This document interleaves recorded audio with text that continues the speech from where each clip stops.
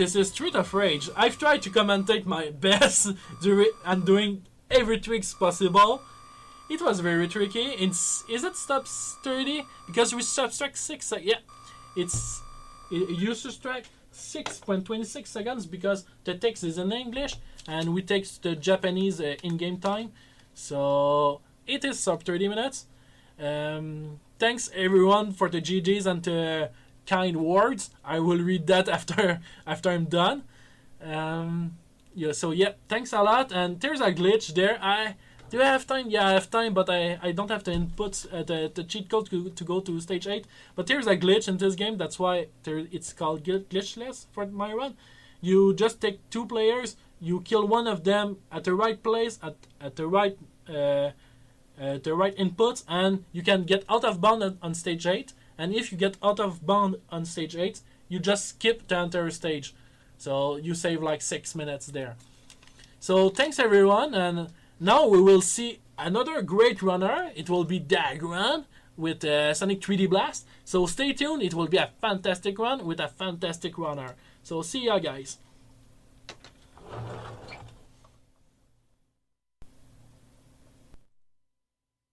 Oh, and if you hear me,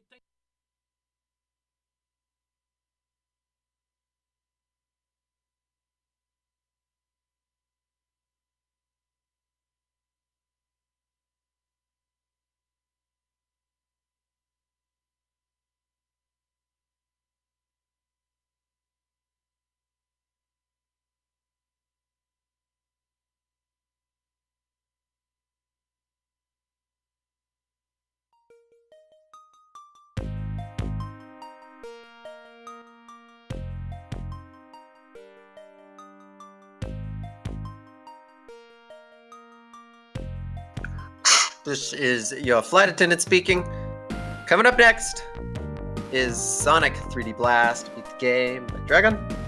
And then we're closing off the marathon with some Undertale True Pacifist by Shayy. There's also a Undertale Boss Rush, Stick Only by Shayy. And then Manix is going to have the best game, some closing thoughts. Remember, if you want to hug more goats and save the children, ! Donate in the chat to where you can continue to donate to where you can hug the goat so that Colt doesn't swoop in there and not hug the goat, because he's known to do that.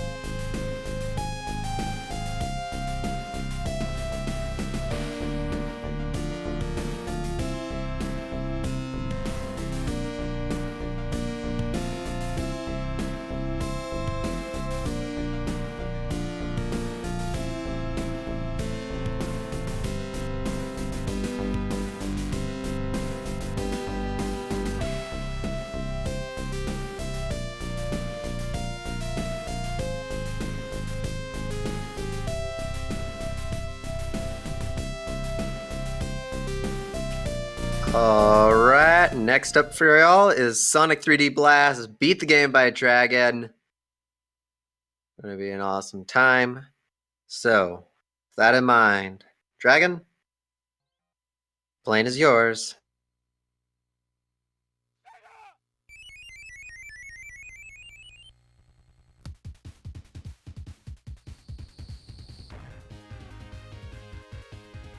Into the ocean.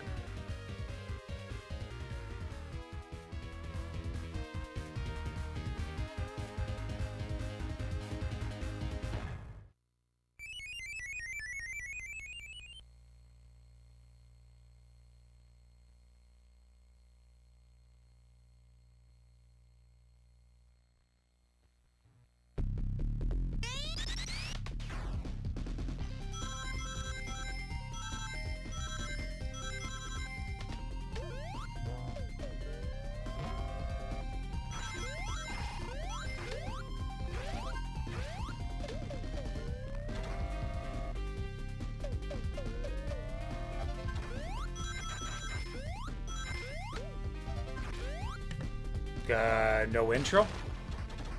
I guess it's up to me. Alright. I was kind of waiting for the cue from the host, but that's fine. So, hello everyone, I'm Dagrin. I'm back from 2 days ago, fresh off of a very good Rice Star run. Now I'm coming back with yet another, well, I don't know if it might be a stretch to call it a classic in most people's minds, but it is a Sonic game, so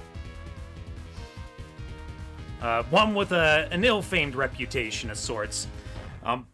Before I get this run started, though, I have some rather big news to say. Literally 30 minutes ago, before this run before I had to come live here, the world record has been improved. It has been changed. It's now 2542/43. I'm not 100% sure. So, you're gonna be seeing some top-level gameplay here. And yeah, look forward to it. So with that being said, I won't dawdle anymore. Oh, okay. So with that being said, we'll get started in 3, 2, 1, go. So, Sonic 3D Blast is a simple sort of game where the goal is to collect 5 flickies and take them to a big ring in order to access the next section of the level. There are, I believe there are 7 zones in total, and there are 4 different types of flickies. In this level, you're going to see the blue and the purple flickies. The blue flickies their AI always works so that they always try to get back to Sonic. They're good flickies. Purple, I don't really know what they do exactly. That blue flicky there, because of his AI pattern, as long as you do the same thing, he'll always kind of wander in that section there. And just like that, we're already done the first level in Green Grove.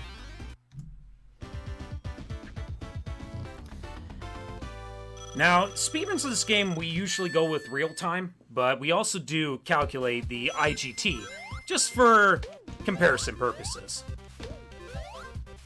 Now, in this level, you're going to see a new type of flicky, which is the orange flicky. These guys are a little less cooperative than the purple and the blue ones. They like to jump around. They like to jump around a lot, back and forth in any direction they want, but they usually don't like to leave the allotted area where they are freed, so they're not too bad. The hardest part is just trying to retrieve them.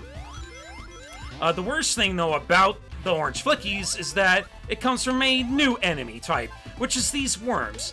These worms are awful. They are easily the biggest reason why this level is awful. And, you miss a hit on a worm, you usually have to wait about 2 or 3 seconds just to get, just to be given another shot to hit him again. Having a really good outing here. Oh, and yes, there are speed shoes to make you go fast. All right, this was a very good outing with Green Grove. I'm actually surprised. Really good outing. Very solid Green Grove, too. But yeah, flickies are... Oh, by the way, that is a tie-dial record right there. 108 is the fastest you can do that stage, as far as I understand it. Now, flickies are considered to be the worst aspect of this game. The other aspect of the game that makes people not like this game so much is the boss fights. And that's more or less because the hitbox detection in this fight is pretty brutal. Good outing, though, with this fight. You're basically just baiting the spike ball to go right underneath Robotnik.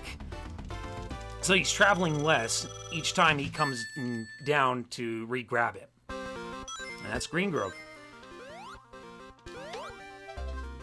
Now, Rusty Ruins, you're gonna see me spinning like a ballerina here, and this is intentional because you need to be in that status to break pillars. There's Tails right there. You can't actually get to him, though, unless you maintain the ballerina spinning status to break through those blocks. And this is a pretty integral part, especially in this level, because there's a certain part where we have to carry 3 flickies to a row of pillars, and if we lose the spinning status, and you can if you get hit, you have to come back and reclaim the status again. You can see they ladder all these spikes around, and you can also get hit out of this spinning status. I found out about that pretty recently. But yeah, that was the row of pillars there. Good section there. And now we're going to move on to the final section of Rusty Ruins 1. I should also mention, this is the level where we are introduced to the green flickies, and they're awful. I believe they're random, but sometimes I swear they just go right for stage hazards. They're not a nice... They're really bad flickies. You do not want them escaping you. And that's kind of the thing with the flicky grabbing thing. Their hitbox is not exactly very generous to grab them when hitting an enemy. But the main reason why the flickies are such a big problem to grab optimally is basically because Sonic is a very slippery character to control, and usually it's very hard to know when to stop your movement momentum so you can actually bounce on the enemies properly and not lose the flickies. So that jump, that big jump over that gap is huge. If I actually fell down there, I would have lost about 20 seconds because it would actually take me to the previous section, and I would have had to try to regain back. This is also kind of a time loss, but it's whatever.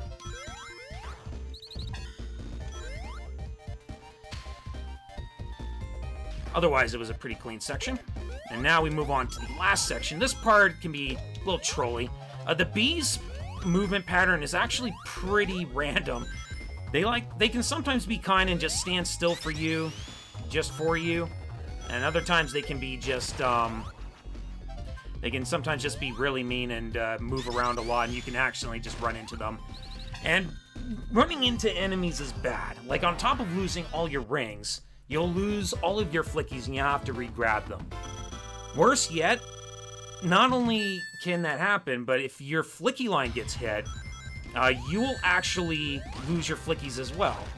Or at least the ones that get hit. Oh, by the way, that's how you properly do the Rusty Ruins boss. You can actually get up there and take him out before he even gets a chance to do anything. It's a pretty nice quick kill. Otherwise, that fight takes about a minute long to do properly, casually speaking. Right, so now we move on to Spring Stadium here. Pretty weird choice of colors.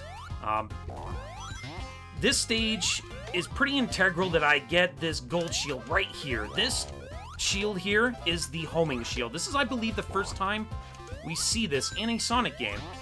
And how it works, you basically jump in the air, and then you press jump again, and you'll home in on an enemy. It's very nice to have, especially to get relatively good times. It's almost necessary which is debatable. Debatable by some top runners, mind you.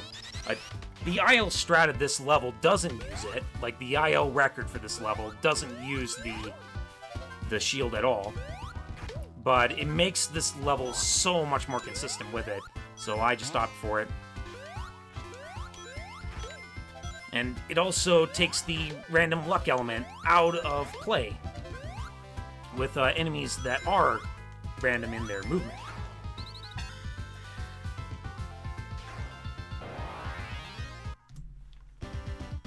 Right.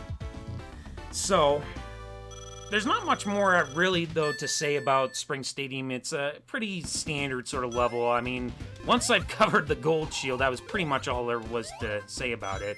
So, I guess I'll take this time to say how I found out about this game. About a few months ago, there was this tournament, the Sega-related tournament on Speed Gaming, and one of the games they chose for it was Sonic 3D Blast. Now, at this point, I actually did not touch this game. I'd never even played it before.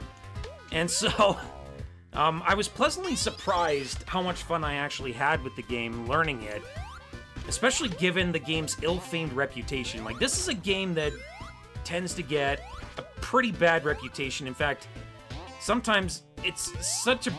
in fact, some people give it such a hard time that it even has sometimes wound up on like the top 5 worst Sonic games of all time.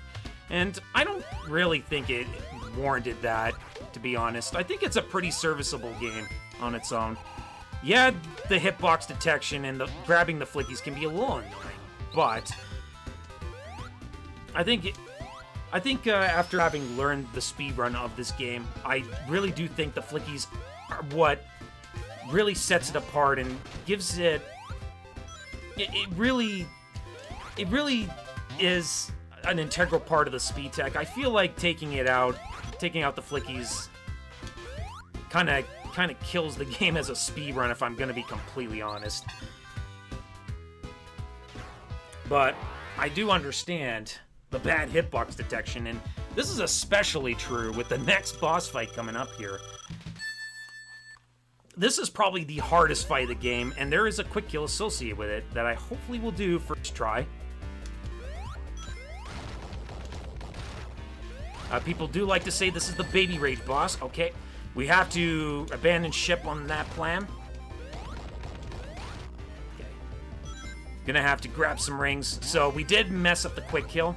Not gonna try again. We're just gonna eat our loss and move on. Yeah, perspectives are really, really tricky with that fight, and doing that quick kill is very risky, but it's always worth doing because you can get, like, if you do that fight perfectly, you can save like 8 seconds over how I just did it there. It's pretty nice. Now, Sonic is pretty slippery, so you can imagine combining that with the ice physics. This is must sound pretty awful, but there's not too many instances of actually slippery ground. So, in theory, it's not really much of an ice level. In fact, you're probably in most cases actually dealing with sort of a conveyor belt in form of an avalanche or sweeping snow. I don't even know what to call this. Alright, cool, we got it. That's actually pretty difficult. You can actually get hit very easily. But ideally you want to get through that avalanche section there in 3 jumps. It's fine if you do it in 4 jumps, but it saves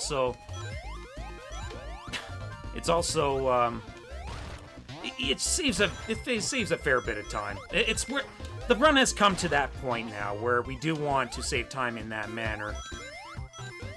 Every second now counts. You might have seen these snowmen kind of walking around. Actually, no, you didn't get to see it, really, in that stage. But there are certain snowman enemies that kind of wander around in Diamond Dust. There is the ones that explode. I'm not talking about those ones. Let me see if I get... if I can just get down here. Yeah, here the ice physics can mess with you quite a bit. Quite a bit. Alright, that snowman right there. If you actually roll into that snowman and he's firing bullets, you can actually automatically get killed. There's a glitch associated with him. And Amber would probably be able to explain it better than I ever could. But, yeah, it apparently has something to do with it working kind of like the spike glitch or something in older Sonic games.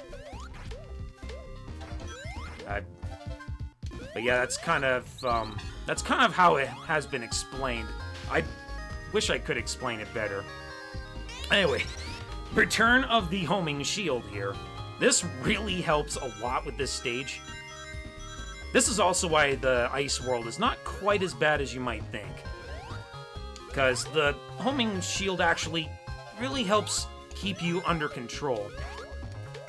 And it also helps track down the snowmen. Snowmen are actually pretty risky to go for optimal rolling strats.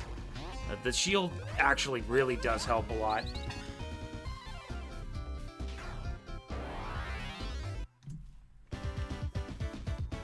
Okay. So that's Diamond Dust pretty much out of the way. The boss, this is pretty much the first boss fight. That tends to be pretty tricky. Well, I mean, no, that's not true. There are harder fights. We've dealt with harder fights, but for some reason I tend to struggle with this fight a little more than I should. He'll drop some snowman, then he'll wander around and move a little bit. And kind of, what I try to do is I try to lure him to the middle. And he gets progressively faster over the course of the fight. It's actually surprisingly easy to get hit by this guy, so... And especially because those little things wandering around, they actually try to freeze you. They are a hitbox themselves, so it's very, very often pretty easy to get hit by him, even when trying to go for optimal hits. 50 is still really good, though, so that was a good fight. Now, Volcanic Valley, oh boy, this is where,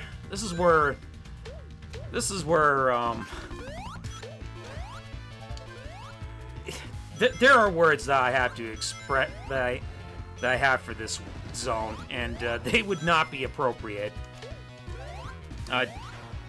You notice I grabbed invincibility. That is pretty, I mean, it's not necessary, but it's ideal because these flame blowers are so awful. And you can also get damage boosted into that hole without breaking that block. And it's awful when that happens, because then you have to go back and reclaim those flickies. It's like the worst place to get hit. Also, there's these little platforms here that I'm spin dashing on. And if you're far enough away from the wall, you can actually jump and get up onto the platform that you're... Oh, whoops. You can actually get up onto the ledge there if you're far enough from the wall. You need to have at least enough leeway room to jump. Hello, Flicky? Nice. But usually if you're not far enough away from the wall, you will just ricochet off the wall, and it's a big time loss if that happens.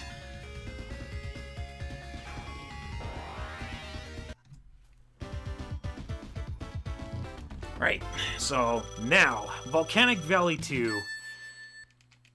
Volcanic Valley 2. We are going to get a fire shield. It is mission critical I hold on to this shield. Getting it optimally is also very, very difficult. You have to be aligned just right so you don't get hit by any flying fireballs. And you take a hit at any point, you risk actually losing potentially as much as even 10-20 seconds if you get hit in the wrong spot. So hopefully that doesn't happen. We're going to be coming up to some speed shoots here. And hopefully we hold on to those as well. Oh my goodness. Okay, this is a scary situation now. Alright, come on. Alright, cool. Alright, nice. We didn't take a hit. Had to take that just a little bit safe. It was a little bit scary, but we got through it without taking a hit. Like I said, if you get hit, you lose all your flickies, and if they go over top of lava, they start flying around up and down, and it's awful. Alright, so we're going to go for the IL strat here, which is an 18. Let's see if we get it. Nope.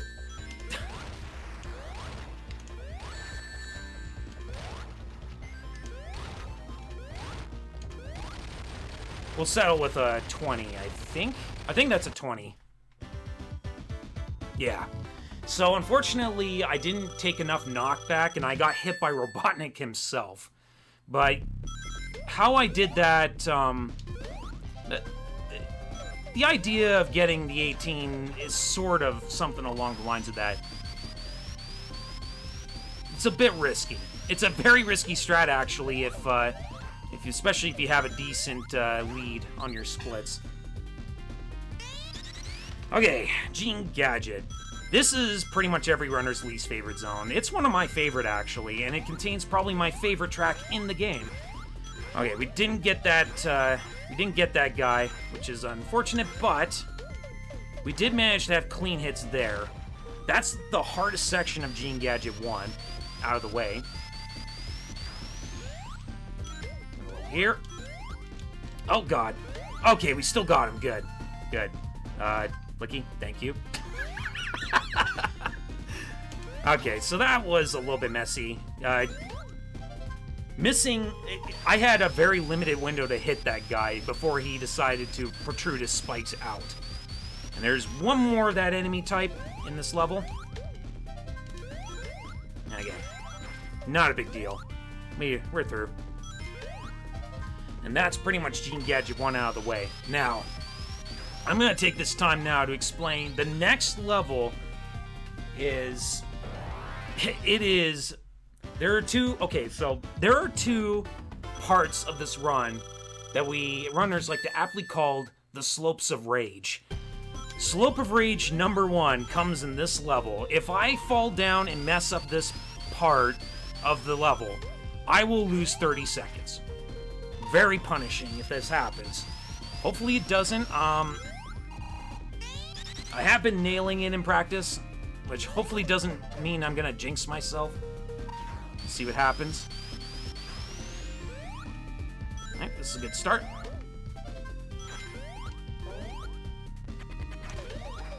Beautiful pickup. That's very tough to do.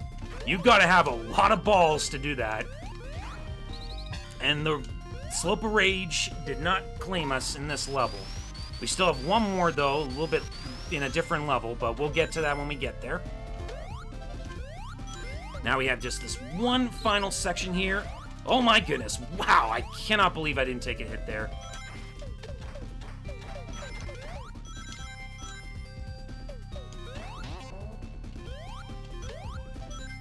Alright. So one more flicky and then it's the end of the level. Beautiful pickup. Let's go.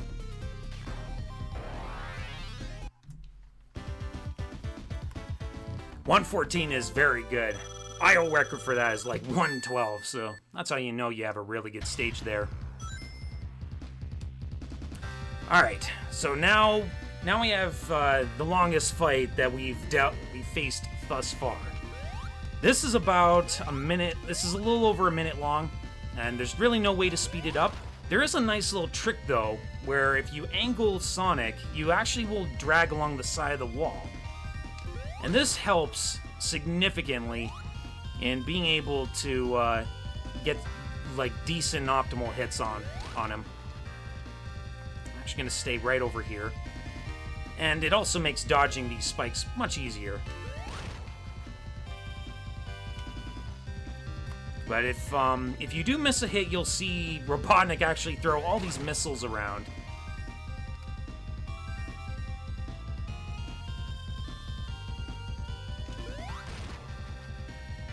But yeah, there's not really much to this fight otherwise. After this is going to be the final zone of the game, which is Panic Puppet. And in this zone, there will be one more level involving collecting flickies. And then there will be the next level afterwards is going to be just get to the end of the stage. There's no more flicky collecting after this next upcoming level. And even this next upcoming level, there's only 5 we have to rescue. They're actually in capsules this time instead of actual enemies. Now, coming up here is pretty precise movement. I need to squeeze past these mines. See if we do it. Nice. Even got the jump. That's also really tricky.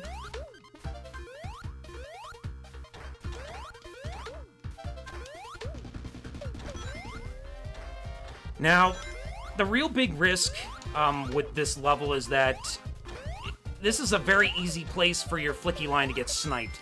So we're going to take this a little bit safe. Yeah, do you see? That bullet would have actually hit my flicky line. Also, we're going to take this invincibility for safety, just so we don't get flicky sniped here. And, yeah. So that switch I actually hit. Actually, you saw me hit a few switches there. And that allows the conveyor belts to go the way we want to advance through the level.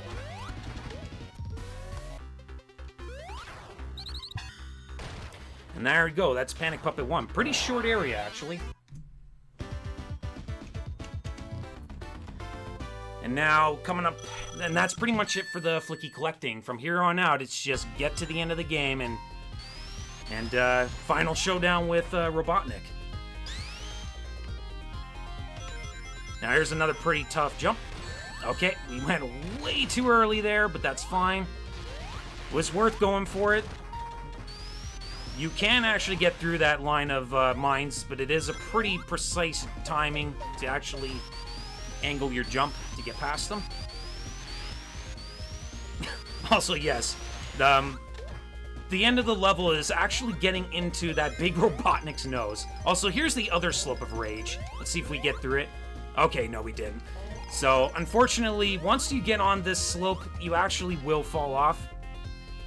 It's pretty much guaranteed. It's very hard to actually recover from it. But it's fine. We didn't fall down a second time. So, that's fine. Alright. And with that ends Panic Puppet 2. So, we just have one more stage, one more fight. And this is the longest fight of the game. Or at least in this category. There are 3 phases. The first one is the hardest by far. Especially to do optimally, because you have to bait this arm to slam itself down. And you also have to not be too antsy when moving. Otherwise, the arm will move away from you and start firing all these dumb bullets out from its shoulder pad. And yeah, with that, we're done with phase 1. Now we move on to phase 2, where we do want to try to jump a little bit to get the fire trail that's trying to chase us down to move a lot more so that we can actually not risk getting hit on the other side of the shoulder. So that's kind of what I'm trying to do here, is bait the flame to actually travel as much as possible before getting to the other side of Robotnik. And there you go, that is the second phase. So now we have one more phase here, and it's the easiest phase. Fun fact, you can actually stay on one side and continually hit them after the first hit. But the idea is that these guys shoot out these blue, I guess, balls. They're pretty easy to dodge, though.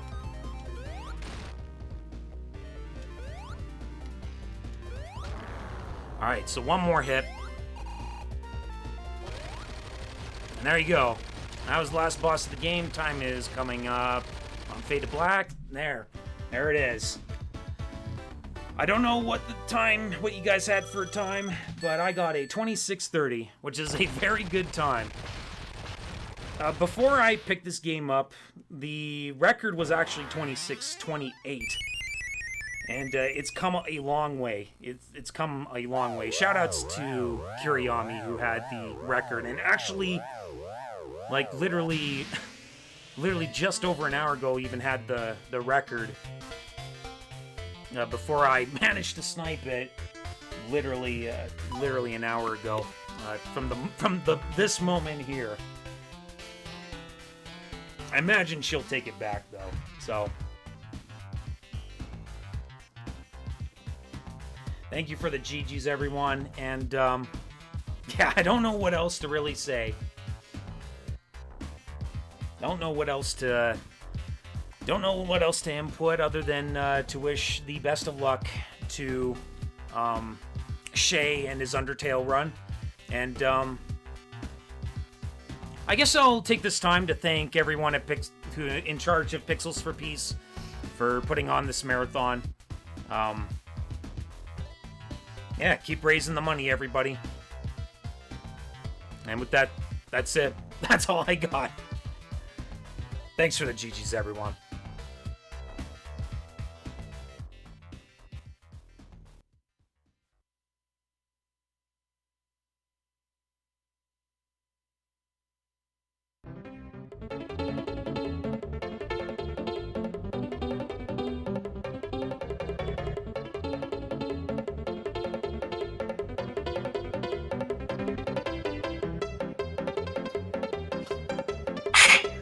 This is your flight attendant speaking.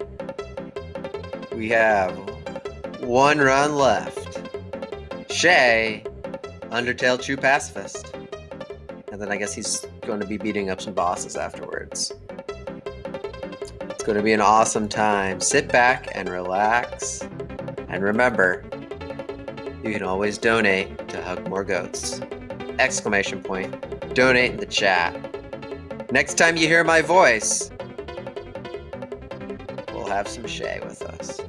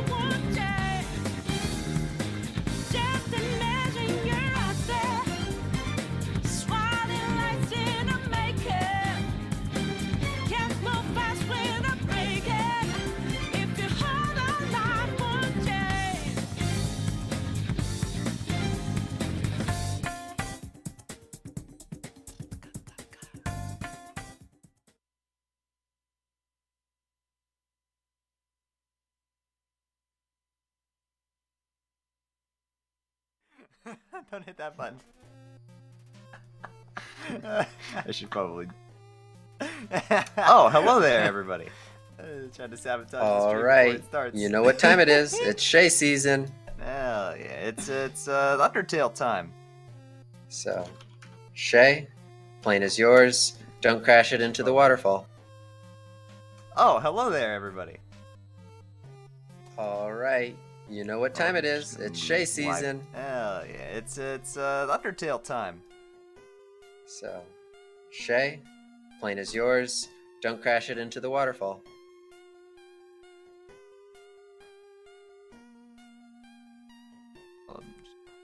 Live split.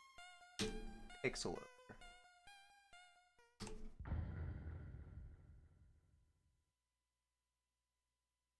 Alright, so hello everybody. My name is Shayy, and it's gonna be Undertale True Pacifist, and a little special thing at the end. So the first and most important thing is what I decide to name the character, and you know, it's a pretty important choice to make.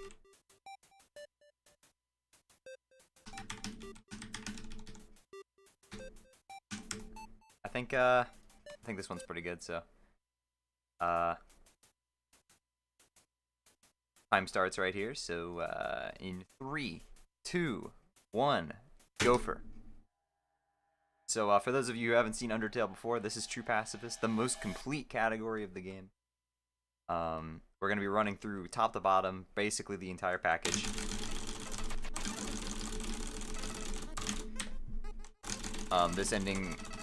This route requires that you finish the game with the True Pacifist ending, which means fighting Asriel and seeing the credits.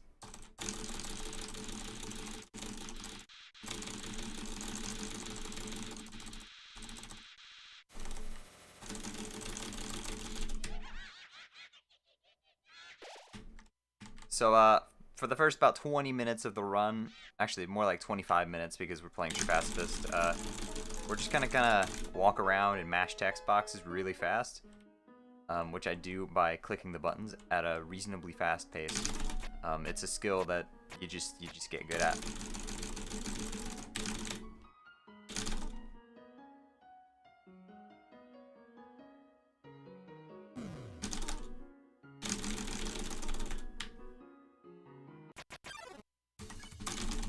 We're going to talk to the dummy there, that's the fastest thing we can do, and we're just going to make our way through the ruins at a breakneck speeds, unheard of by any other gamer.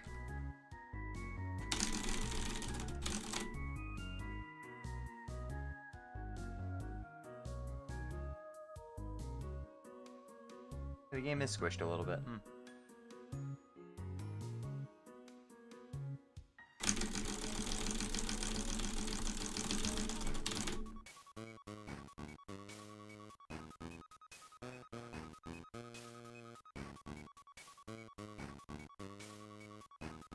So yeah, for those of you who don't know, we have a donation incentive bid war for hugging the goat. So if you want to see me hug Asriel and waste 20 seconds of precious time, then donate away. But if you're a true fanatic like me and you don't want to waste those 21 seconds of precious frames, then go ahead and vote the other way.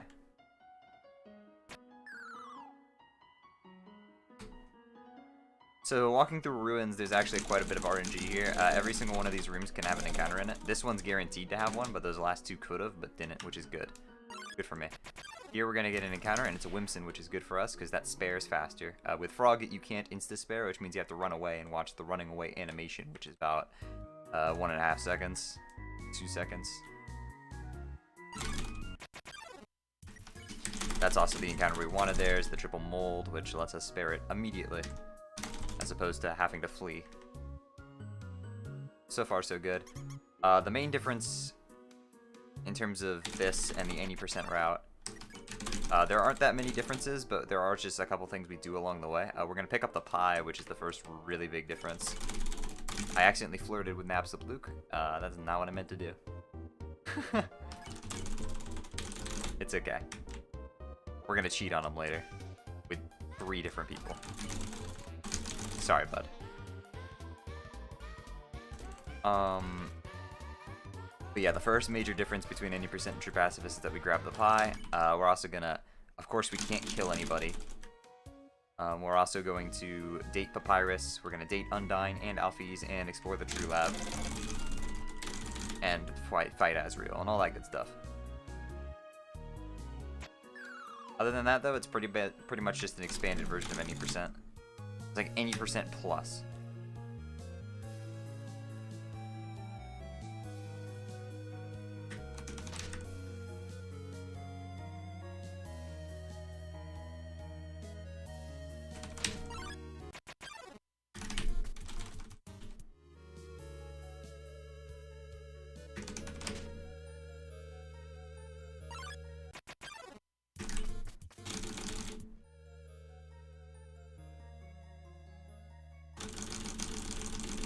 We escape. Huzzah. So yeah, again, the first difference here is going to come up right here. We're going to grab the pie. Not only because it makes Asgore easier to compensate for the fact that we don't murder Vulcan, it also saves 3 turns on the final boss. Boys, are we streaming in 4:3 now? Pog. So, one of the weirdest things about having the pie is that we have to account for the pie being in our menu at all times, which affects things.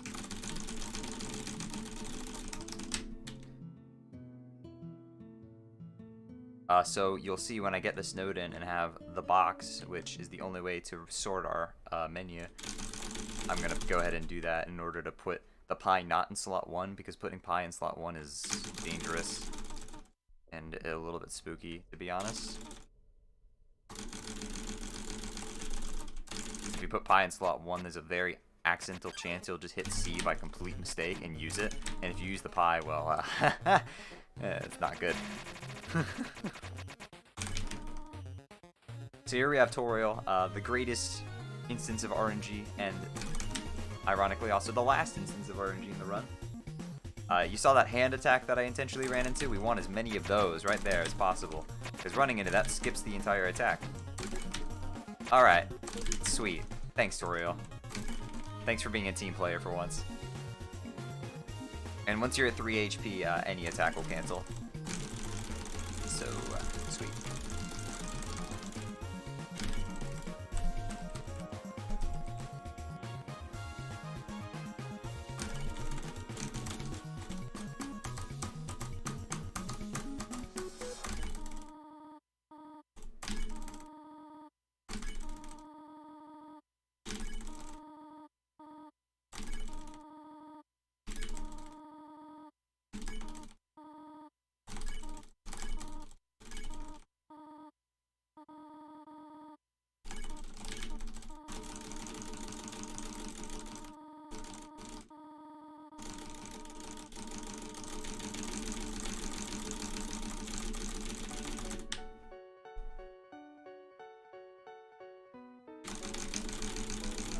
Yeah, you better run. Yeah, that's the ruins. Probably the most boring part of the speedrun. This is a game that 100% gets better and better as it goes along in terms of the speed game. Like, this is pretty boring, but then compared to Hotland, we're going to be jumping around, teleporting left, right, using Vince to launch ourselves, doing all sorts of extraneous activities. Here's our good friend Flowey. Gonna laugh at us, taunt us. He's a mean old dude. We don't like mean old dudes here.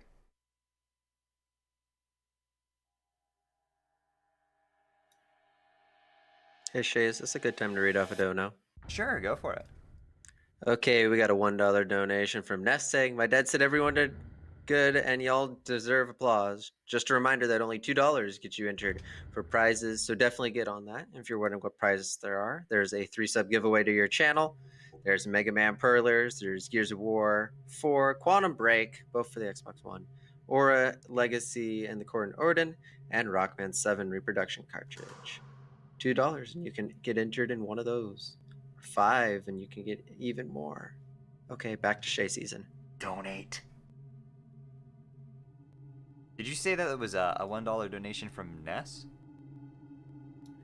Yes, it was a $1 dono from Ness. Whoa, that's really weird, because Ness, he's right there in the game. He's walking up on me right now.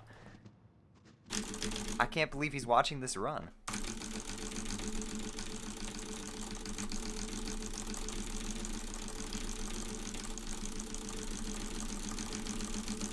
So I hope you like keyboard ASMR, cause welcome to Undertale.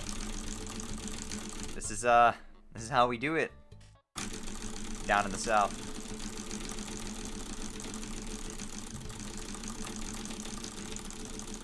Your comedy is bone dry.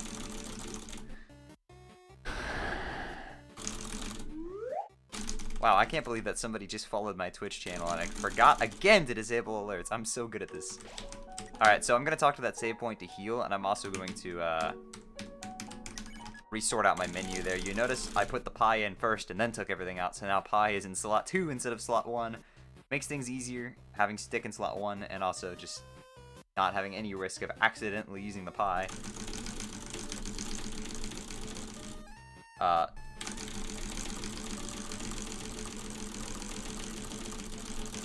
Sometimes, some runners actually put the pie in the box, specifically not to use it. That's definitely very, that's respectable. So instance number 1 of us using the stick is right here. We use the stick on all the dog enemies in order to instantly pacify them. Because, why wouldn't you want to do that?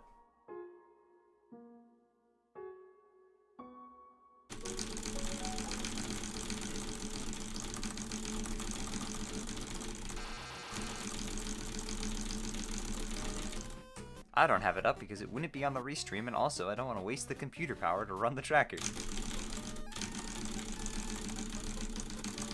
But yeah, I usually end runs at about like, I don't know, 60k inputs. I ended an all major endings run at 500,000 one time, which was pretty neat. Maybe we'll do that next year.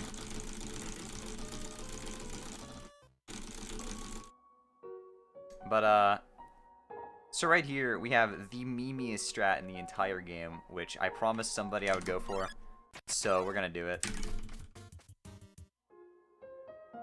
If this works, if this works, I swear.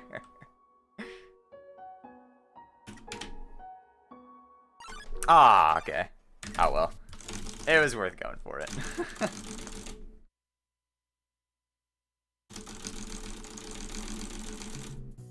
So that's a little meme strat there to skip dog marriage. It's a complete joke strat that requires you to get ridiculous RNG. It's just not worth it ever to go for. It's a 1 in 50 chance that you actually get it, but it does save time.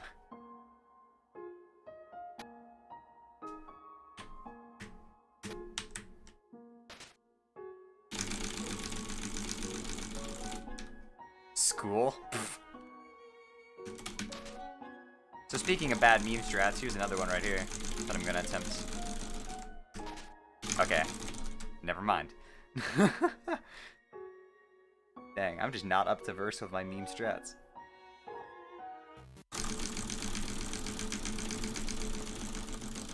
So we're really stupid and we don't understand the puzzle because it's faster. So just like real life, not understanding things lets you move faster.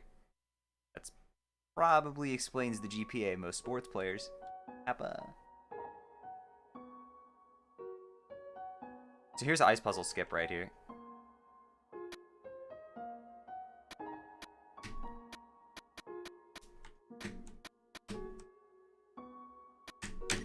Boom, easy. So by sliding in at that particular angle, you touch the switch and continue to move because you're actually able to move off the corner of that switch. It doesn't lock you in place. And you'll be able to just slide across the collision. The collision activates immediately, but there's an animation of the bridge coming out that you complete the skip. It's pretty neat.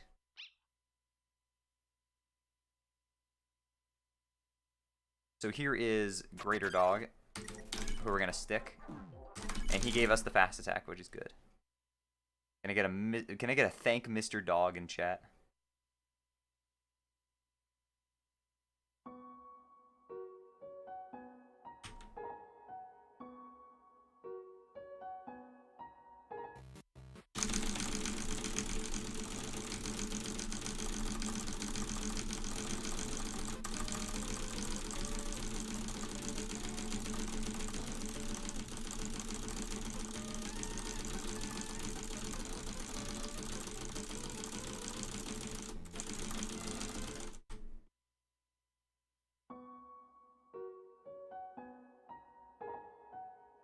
Gaming. Alright, so, this split is the split where we're gonna date Papyrus, but not yet. We're gonna do it after we fight him. So, this is just how it works in real life. You know, you go up to somebody, and you fight them and lose to them 3 times. You let them beat you 3 times, and then you date them. That's how Mafia works. Something like that. I've been told.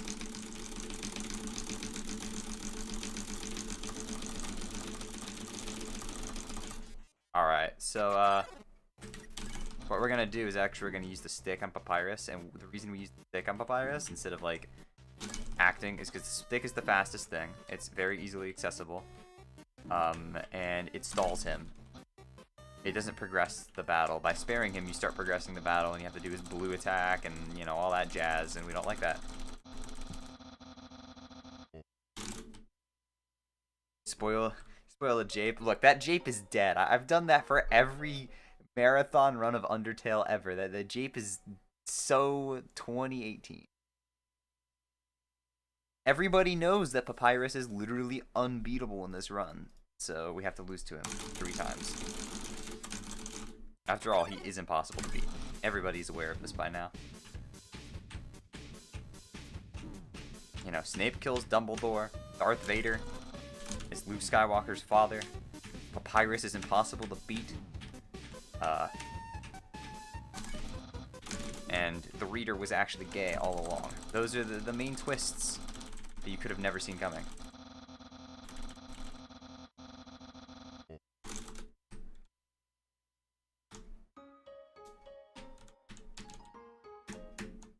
When do you want me to close the Hug War? I'd say probably on Asriel's last phase. We've got plenty of time until then. We've got a whole nother hour!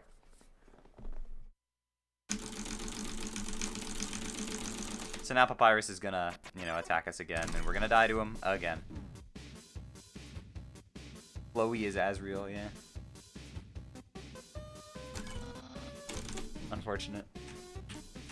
Guys, can you believe this game will be turning 5 in 2020? This game turns 4 this year.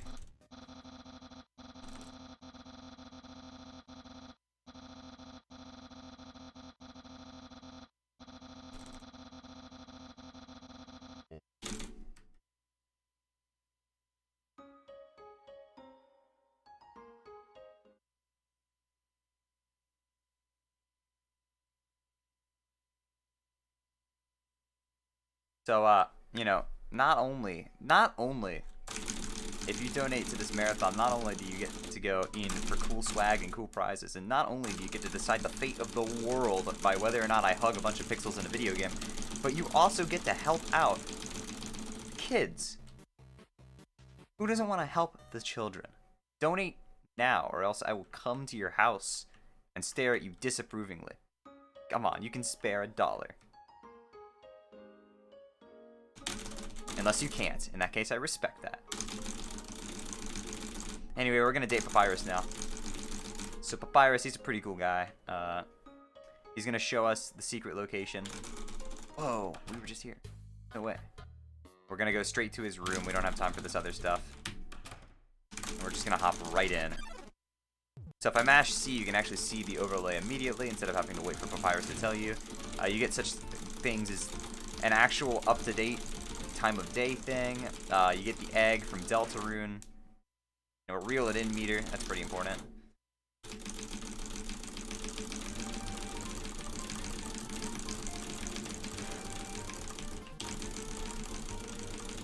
So here, we're gonna inspect Papyrus's jaw.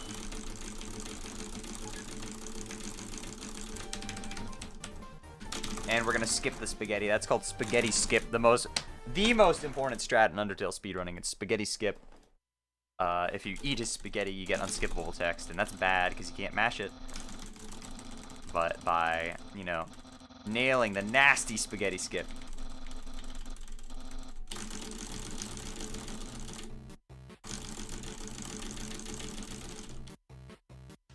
And we're just gonna get the heck out of here.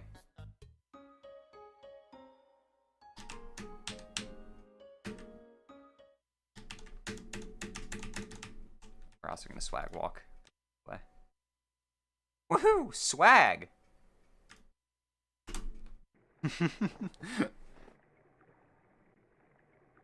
Alright, so come up to Waterfall is where the speedrun actually becomes interesting.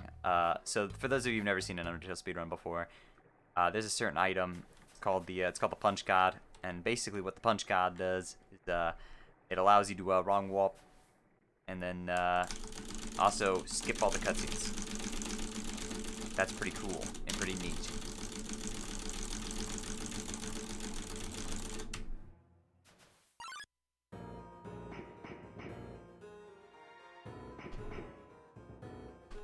Oh yeah, and after this run, you get to watch me suffer by fighting an army of invincible entities with nothing but a stick and bandage. We're gonna be fighting, let's see, Papyrus. We're gonna be fighting Muffet. We're gonna be fighting Undyne, Asgore, and Ness. The guy himself.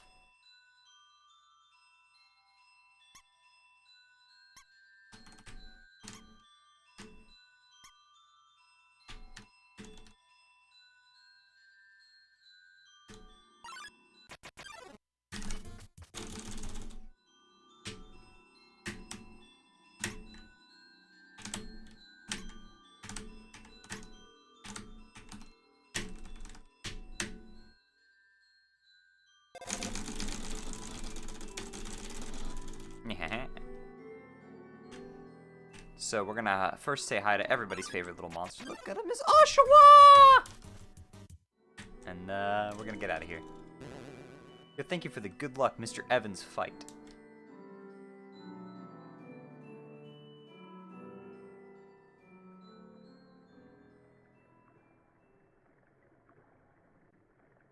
Donate to not hug. We don't want to hug him, he smells. He doesn't deserve forgiveness.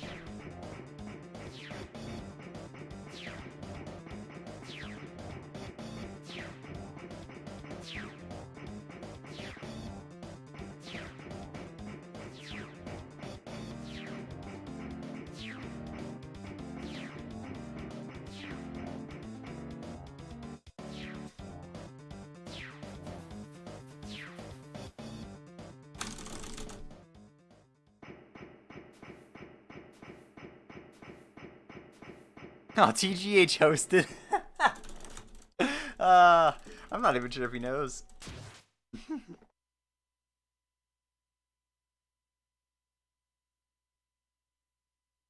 not even aware that I'm here. The most powerful gamer of all time is in your presence. Alright, so we're gonna actually be getting the punch card this time. It's a mystical artifact that allows you to warp through space and time. It's pretty neat.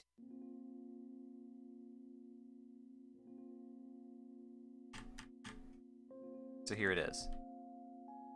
You're right, I don't know. Hello, TGH.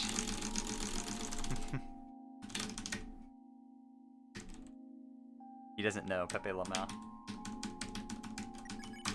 So this is what the punch card lets us do. Pretty cool. Basically, the way it works is that it's not programmed properly, and it allows you one frame of interaction with anything in between you using it from the menu and it popping up on screen. This is enclosing the punch card gives you your movement back regardless of the current state of the game, which gives it the unique property of allowing you to use it on a cutscene trigger, the cutscene start, and then you close it in order to get your menu, or I'm sorry, get your movement back. So, example right here.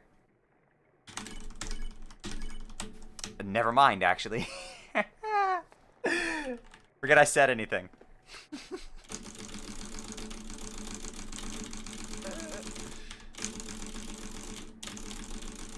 I'm very good at the video game, guys. I mean, I did this all intentionally. Can I get some TGH Onion HD in the chat, please? So, for instance, I can overflow text like this. I can wrong warp like that. And, okay.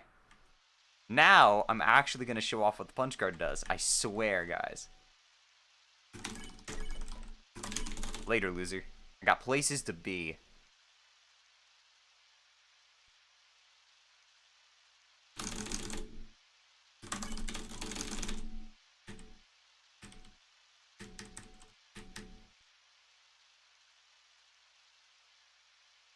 So, one time, by holding up and down in this room, we move at double speed. For some strange reason. It's a strange property of 1 pixel wide rooms. And here, we're just going to overflow Monster Kid with a punch card, and see ya. You cheated not only the game, but yourself. You didn't grow, you didn't improve, etc., etc.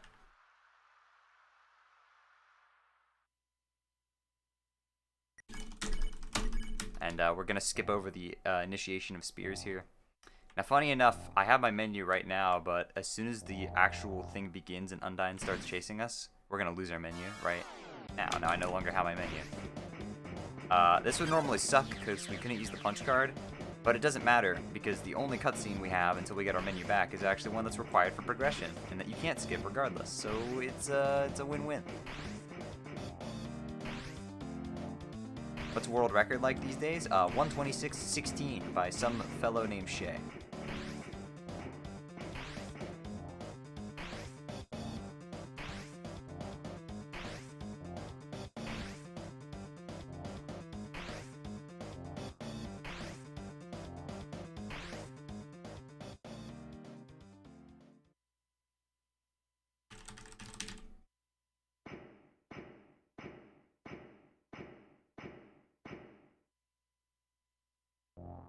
Oh, are we talking about what? I'm good at the video game. Why wall humping works? The reason that works, it's just a quirk of the game.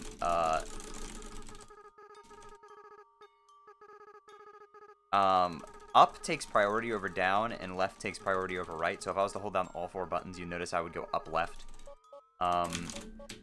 But the game lets you move down for 1 frame when you're against the wall, and then immediately is like, oh, takes priority, and so it tries to move you back up.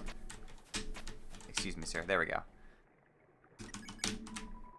I needed to get that sense of pride, sense of urgency. Oh, the 1 pixel room double speed. Oh, I have no idea why that works.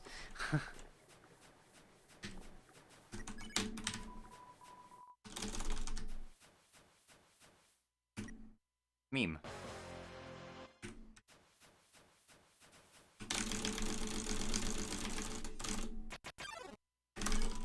So we can't skip Mad Dummy because Toby decided to be a mean guy and put 2 invisible walls.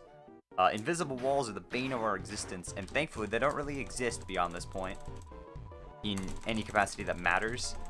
It's a thing that has to be switched on and off for any specific cutscene trigger, and it's funny that the majority of ones before the punch card have them turned on, so there are invisible walls, but it doesn't matter because we can't get the punch card. So, I guess sometime through development, probably around Waterfall, Toby was like, wait, why am I enabling invisible walls on these? That's stupid and a waste of time, which it is. It is a complete waste of time. These should not be programmed into the game. You can really tell Toby kind of scrapped together some coding knowledge. Because these invisible walls that exist, they have no reason to. Actually wasted effort. Oh yeah, make sure you click that link and hit that big subscribe button. But, you know, that's beyond the point. So, you noticed I beat Mad Dummy in 5 turns. It's the fastest we can do it. And these rockets here, I don't actually have to hit Mad Dummy with them, because now the fight is just like any other. It just goes on sequence. He no longer has an HP. I mean, technically he still has his HP, but it's irrelevant.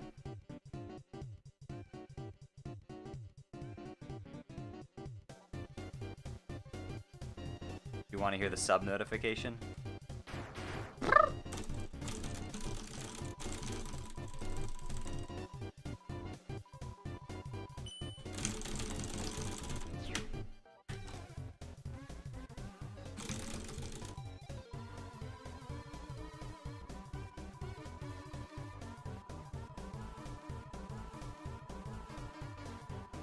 ha ha ha.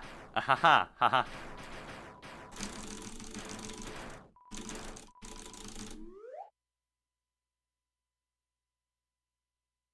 Because you didn't turn your note off. Shut up, Manix. Who's running here? Not you.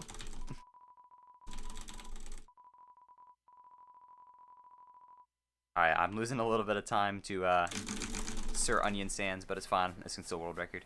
Clap. So right here, I'm going to do a little trick. And actually wrong warp using the end of the Napstabloot cutscene. I don't know when that was found, but it's stupid.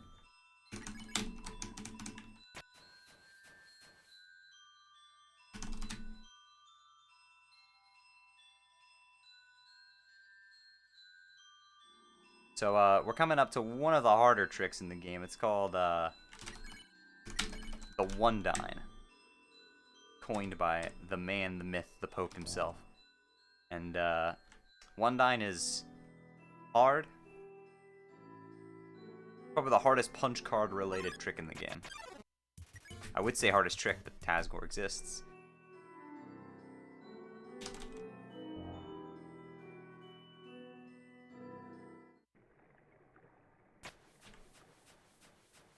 You know me, the expert at 1 AM Undertale runs. Who else? So here's a little trick called Flower Flow. You might remember last year I opted not to do this. This year, we have a much better setup.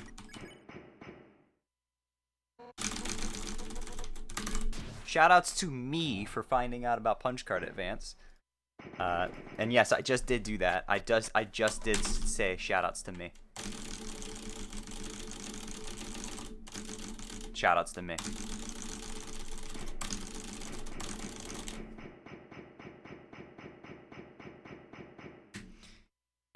So, here we go. It's One Dine time.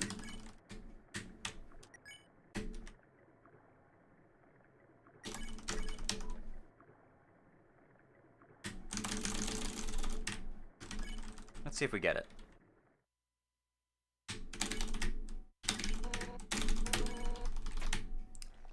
Okay, so I'm basically the best Undertale player who's ever lived, to be completely honest with you.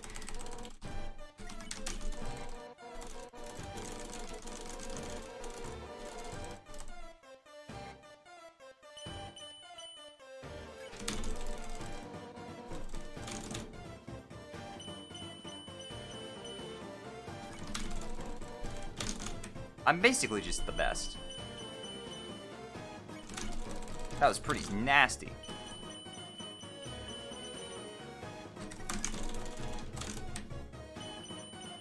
So, we're gonna challenge Undyne 4 times, which gets her attacks to go faster.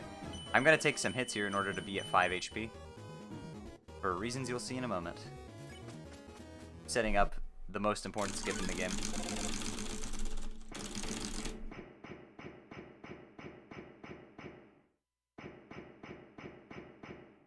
So it's very paramount that we get this trick right here. Because if we don't, we'd have to watch this entire cutscene and water her and stuff. But since she never falls down, the flag is never set. I just golded the heck out of that split. Since she never touches the ground, the flag for her needing water is never actually set, and the game thinks we gave her water. It's pretty neat. It's also convenient as heck. So, big difference between neutral and true pacifist is right here, we're not going to kill Vulcan in cold blood. So, all you Vulcan sympathizers, rejoice.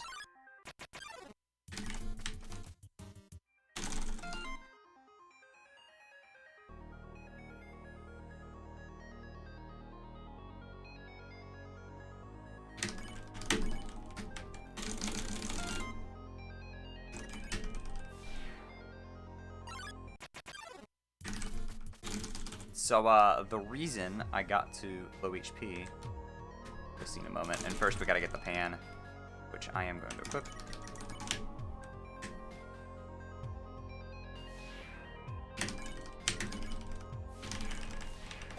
Nice. Alright, here's the reason we got the low HP. This is something like I like to call the Beowulf skip.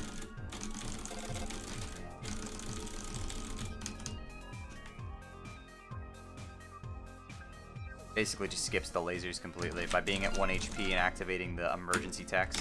but also having the punch card open, you can move. And that allows you to skip that entire sequence. Unlike the previous fast cycle strats, where it still requires you to wait around a little bit.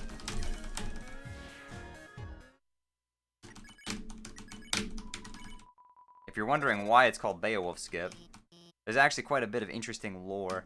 Some of you Celeste players might remember Hamlet Skip, which is actually called Double Bubble Skip. So, the runner who found it called it Hamlet Skip because bubble bubble, toil and trouble. And he was like, oh, let's call it Hamlet Skip. Except the problem is, that's from Macbeth, not Hamlet. so finding this out, look over to Cookiepocalypse at SGDQ and say, the next skip I find is going to be called Beowulf Skip. And lo and behold, about 3 days later,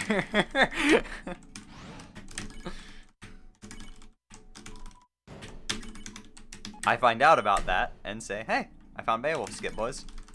And that's how it happened. I'm not kidding. That is the full story behind the name. Just like how we call this guy Heat Rope instead of Pyrope because Snowy is dumb.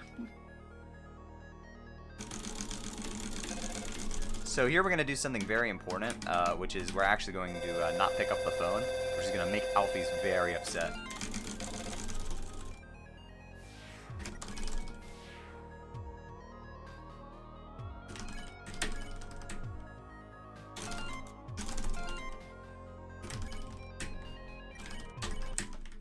Hey, you, stop. No. Smile.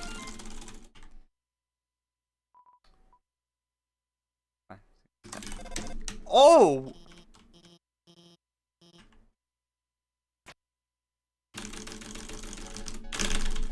Okay. I'm nuts.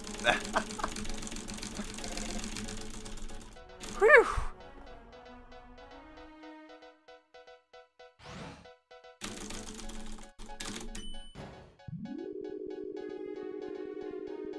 I honestly caught myself off guard. I didn't expect a one buff for it.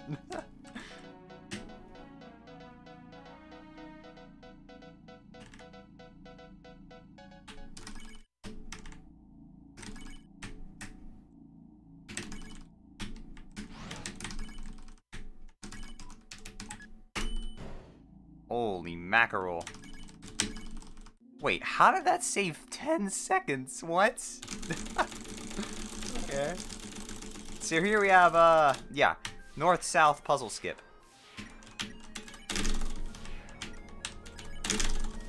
Performed with ease every time.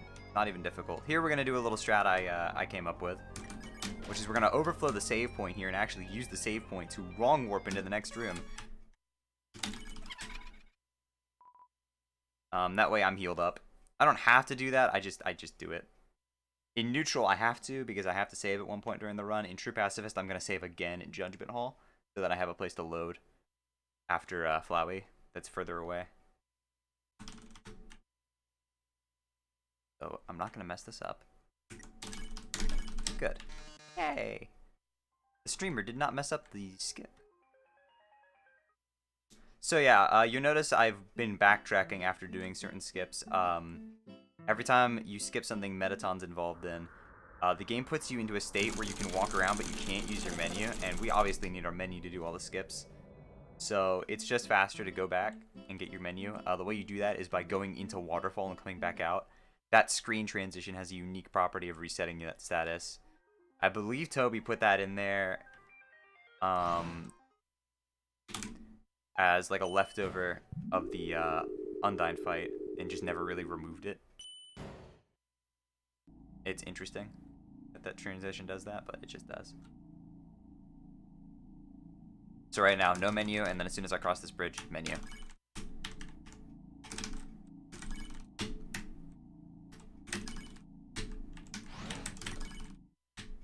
Is now an okay time for a dono? Go ahead. We have a $10 dono from Evan's Fight saying, good luck, Shayy and everyone. Thanks for the $10 dono. Yeah, thanks, Evan's Fight. Donate to hug more goats, or not goats, yeah, goats. Goats! You can tell it's been a long weekend. Hug anyone for all I care right now.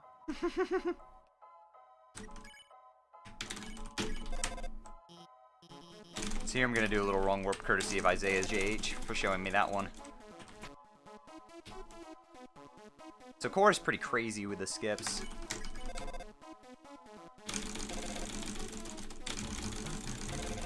Probably just be blasting through.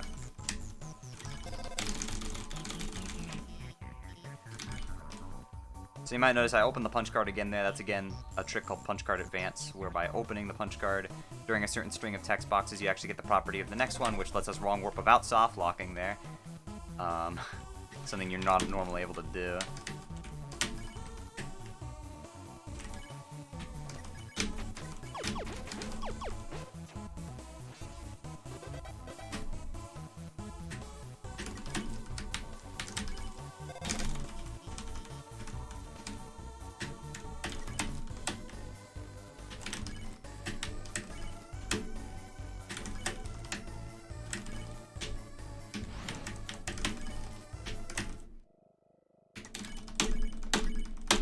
That was pretty sick.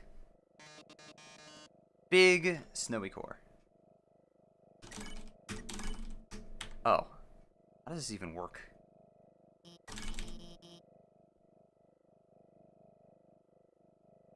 So we need to watch this cutscene here. Normally we'd skip this, but I actually have to watch it because this sets a certain flag in the game, the completion of this cutscene, which lets us do dates with alphies later.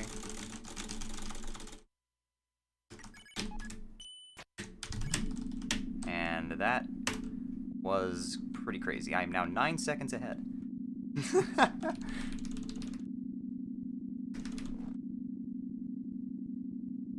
Alright, so we have just a little bit more to go before Asgore. Shoot. Okay.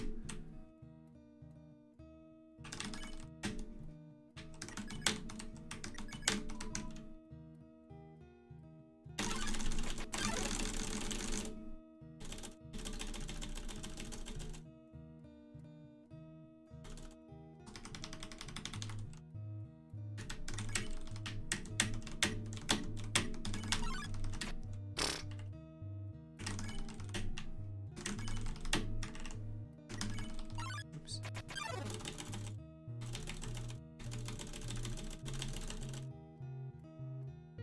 The game is broken. Shit, the game has broken me. But honestly, running this game, pretty good idea. The poor keyboard. Hey now, this keyboard has lasted through a lot of abuse. Surprisingly, the keys I mash are the ones that have actually lasted. I've had to replace the arrow keys and control before anything else. The keyboard likes it. Ooh. You did go over estimate last year. That's because I fought Sans. Crap.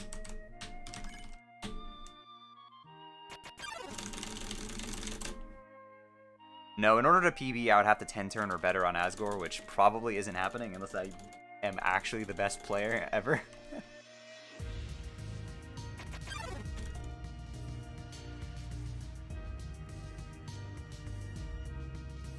Oh no, the marathon finale went over estimate. Oh no! But you are fighting Sans, yeah. But during the boss rush.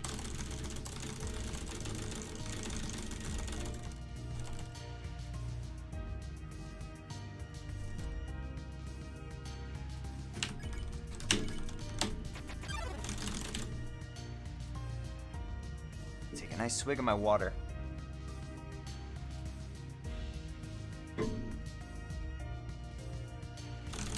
Oh no! What are we oh-knowing?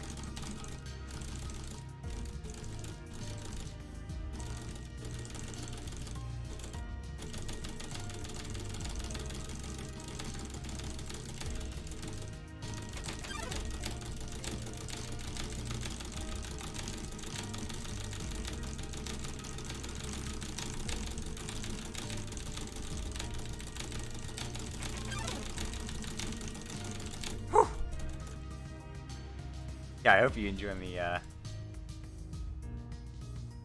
blasting over. I thought Sans was only in Genocide. Yes. I'm going to, after the run, we're going to do a donation incentive, which was met, which is to fight 5 bosses. Wait, let me count. Yeah, 5 bosses. I'm a dweeb. 5 bosses with only the stick and bandage. Those 5 bosses are Pyrus, Muffet, Asgore, Sans, and the Undying. The other bosses aren't interesting because they're the exact same. And Muffet I'm only doing because poor Muffet gets no screen time in literally any of the runs for this game. The only category where Muffet's even in is a category extension for low percent. That's it. The only category she's in the entire game. Poor boss. At least Metaton debuts a lot in all major endings. So we're gonna skip Sans here because he's annoying and we don't like him. We're gonna flawlessly execute the Rambu combo. Wow, I am tied to the frame with my PB. Ooh, lad.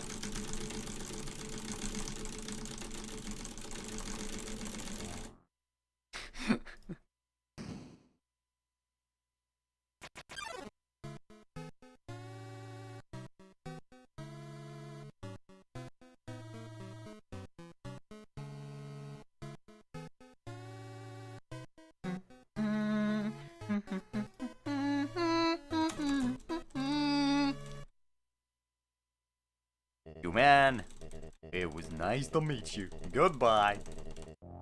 Alright, so we're gonna immediately go into this fight and use the pie, which could be in slot 3, so if I'm smart. Yep, there it is. Alright, and now we're gonna attack. Good start.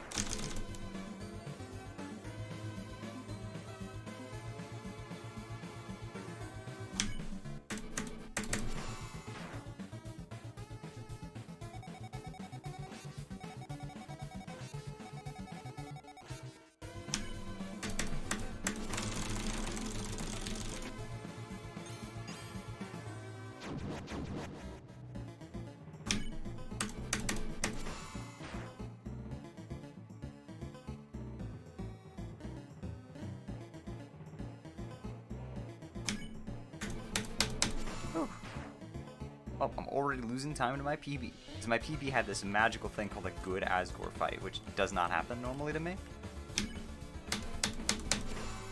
Normally I'm pretty bad at Asgore. Because...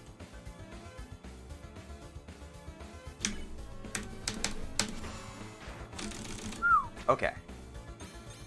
Gonna stop whiffing the planet.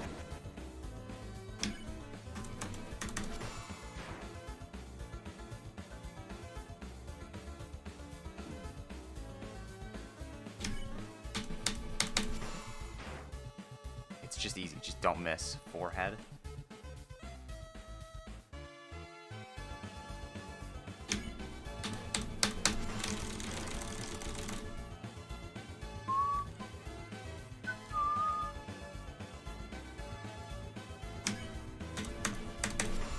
Really? Okay, this is pretty embarrassing. Yikes. Oh my god! Okay, maybe I should have practiced Asgore. Alright, now he's dead. Jeez. Okay, that was pretty bad.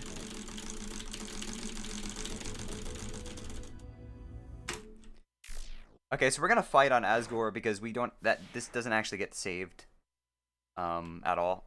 Anything we do here, we're just gonna reload afterwards. Oh my god, I cannot believe there's a problem with my Microsoft account. Thank you, Windows, for letting me know that. Hee hee hee. So you finally get it in this world. Kill or be killed. Haha. Hee hee hee. Ho ho ho ho. Look, it's Mike Wazowski. Like, that is not even subtle. That is literally Mike Wazowski. Alright then. So, some of you who've been following me for a while know I like to voice act this character, so here we go.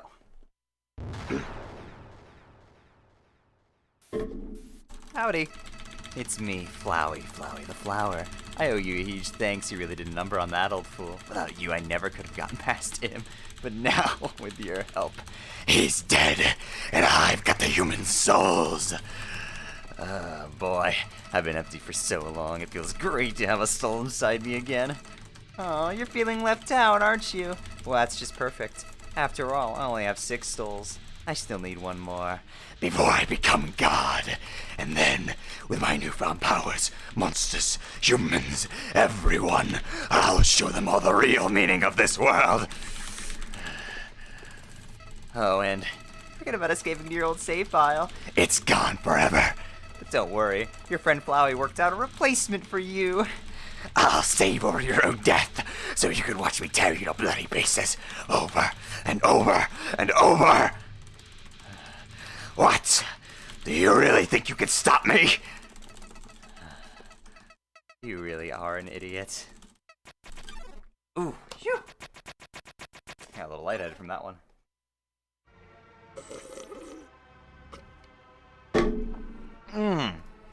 Alrighty. Hope you all enjoyed that.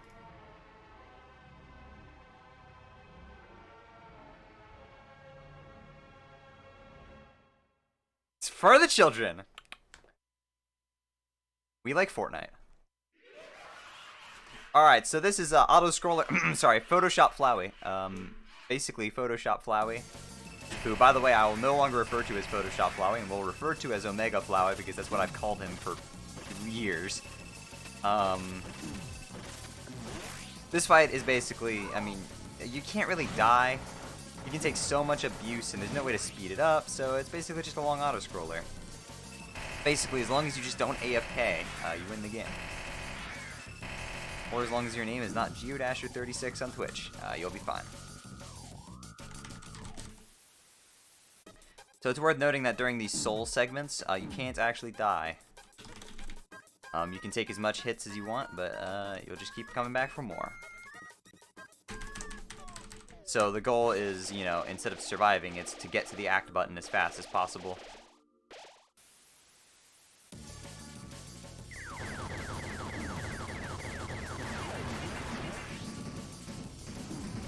Didn't you lose to Flowey once? Nope. Never died to Flowey. Not a singular time. Not even in casual. Not counting corruptions, because that's different.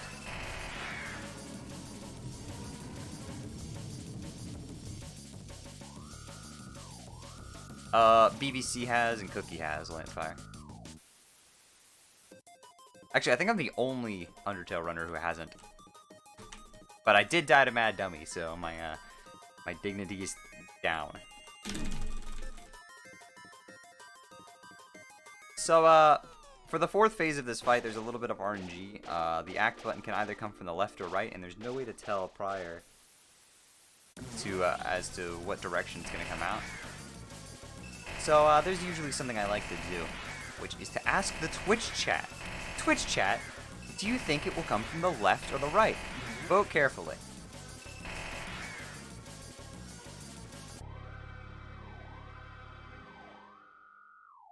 Overwatch. I'll explain that. Ow spam is something we do in the last phase of Flowey, where everybody just spams OW. Ow. Because that's what Flowey is saying.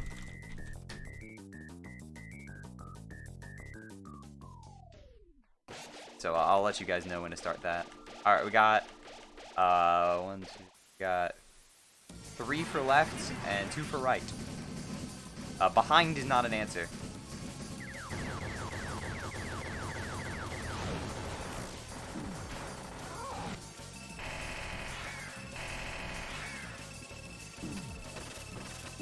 Ooh, pizza for free. The true neutral, the center vote.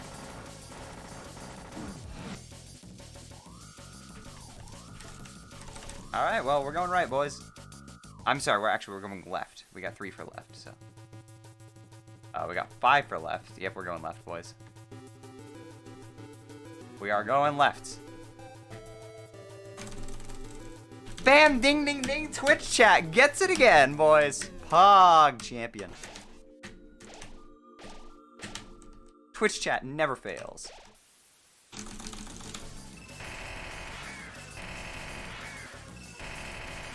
I don't remember who came up with owl spam. I think it was Rob Mirror. I don't remember now. It was a fat yawn, by the way. Oh, I was wondering why the chat wasn't it. Bro, it's in the title!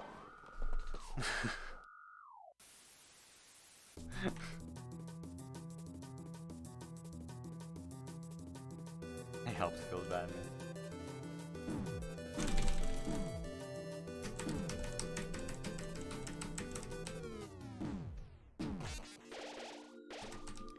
Alright, well, we only have one more phase of Flowey left, so on the last phase of Flowey, during the grand finale part, it is Undertale chat tradition to spam OW, ow, during the last phase. I will tell you when to begin and when to end, but go crazy. The mods won't ban you, I think. I will let you know when to start and when to stop.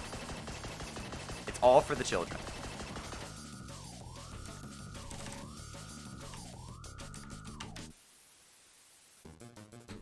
One, two, tres, cuatro, cinco, seis, siete, ocho, nueve, diez.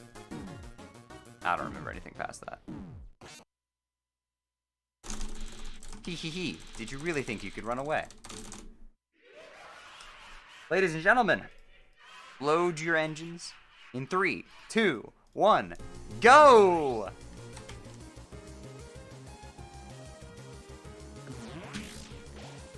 Ow. Ow. Ow.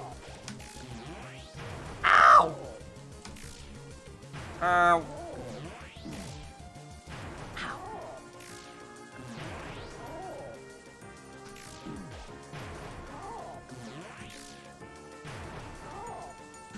Faster, chat! I need more energy, Twitch chat. Go faster. I believe in you. You can do it. I don't even want to be able to read the Twitch chat.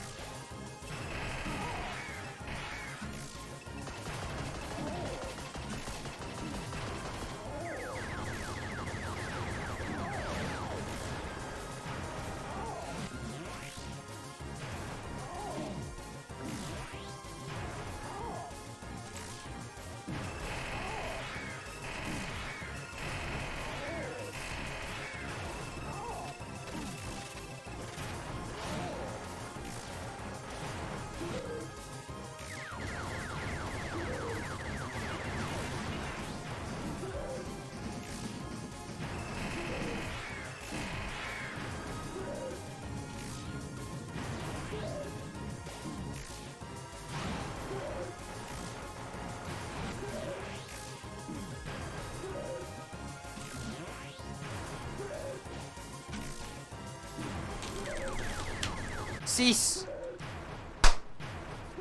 Cease.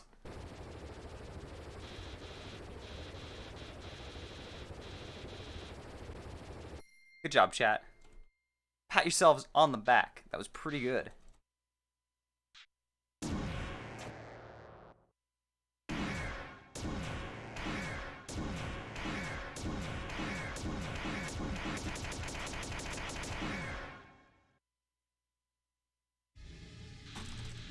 Did you really think you could defeat me? I am the god of this world, and you're hopeless, hopeless and alone. Golly, that's right. You're worthless friends. Can't save you now. Call for help. I dare you cry into the darkness, mommy. Daddy, someone help. See what good it does you.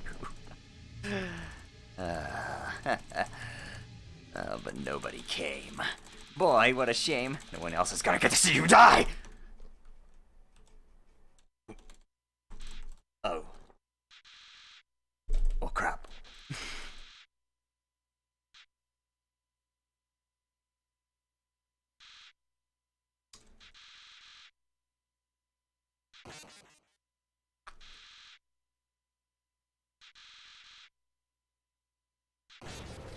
So, remember how we murdered Asgore earlier? Well, we're actually going to do the same thing to Flowey, because for some weird reason, the game does not check if you killed Flowey or not.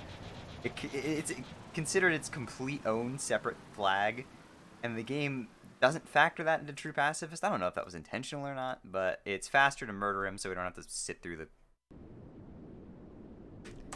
You know, we don't have to sit through the lengthy cutscene. So, just going to do a quick little dance here to make fun of Fixie for not having a sub 1 yet. I'm sorry. And now we're going to reload our save file. And we're going to head back down.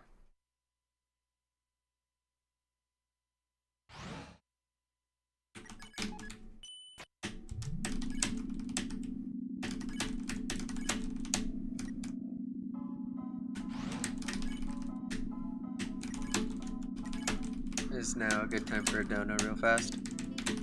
Sure, go for it. Okay, we got a $5 dono from Cookies Emily stating, "What's up, guys? It's Sans Undertale here. You ready to hit with the fat whip and nay nay nay? Today we're going to be continuing on to episode 372 of our Minecraft Let's Play.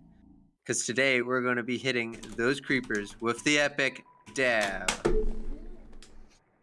I'll post it in chat, but thanks for the dono, Emily.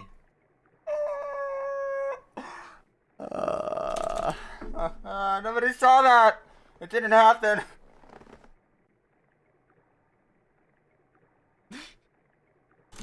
Thank you, Emily, for the donation, but... no! No!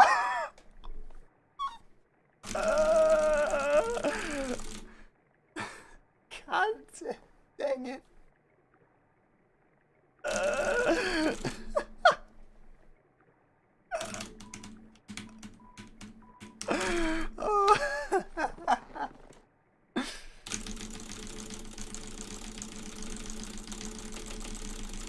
Alright, just making sure making sure this run doesn't get a 126. It's okay, I'm sabotaging myself.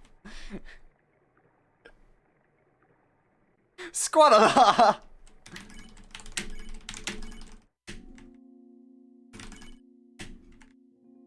Alright, we're gonna go date Undyne now.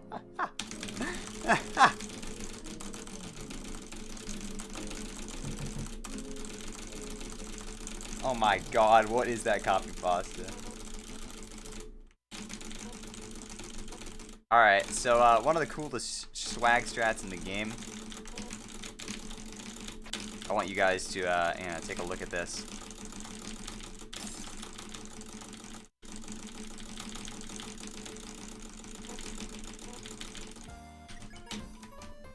Woo!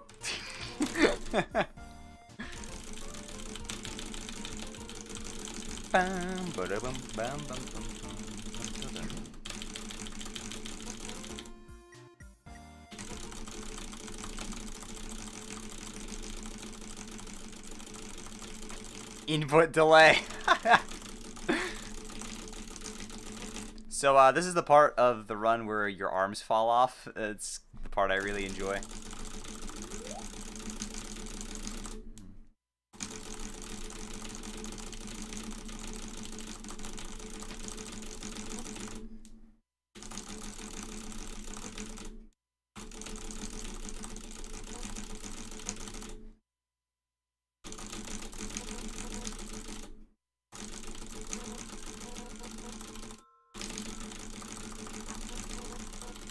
Oh, yeah, dude.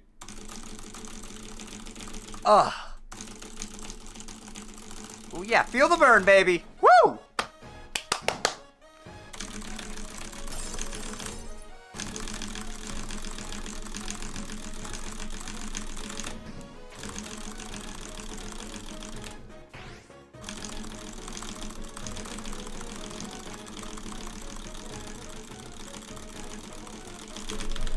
Stir those noodles!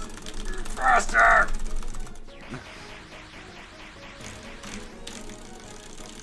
Turn up the heat. Hotter. Hotter. Hotter. And wait a second, that might be too...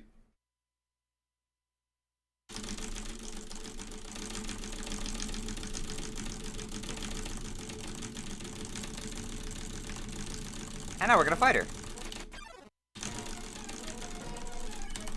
Bam, got him. Right in the schnoz.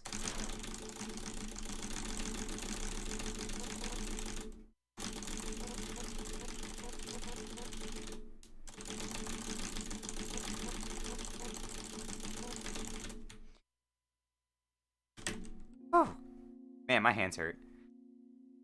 Good thing we're not even close to done yet.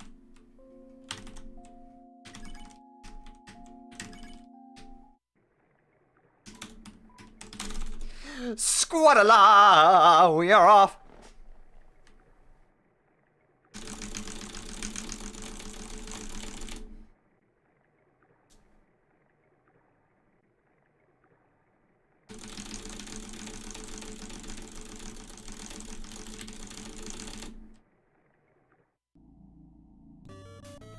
Yes, I wanted to go down on him. I mean, well, there we go. Yes, I wanted to go down on him. I mean, well. Oh, you thought the mashing was Yes, over. I It wanted only to gets go down worse, on him. chat. I mean, well, there we go.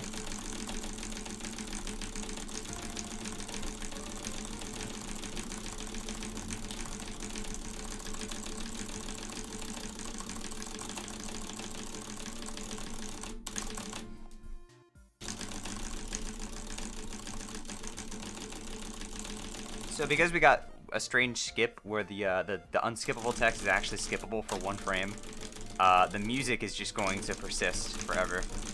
Hope you guys like the dating start theme. It's pretty good.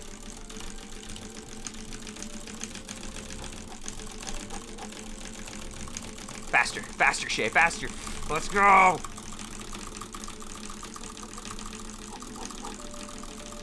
Ah! Whew. Oh man, my hands hurt.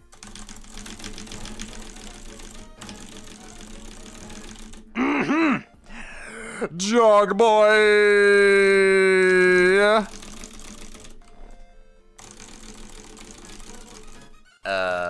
Sure.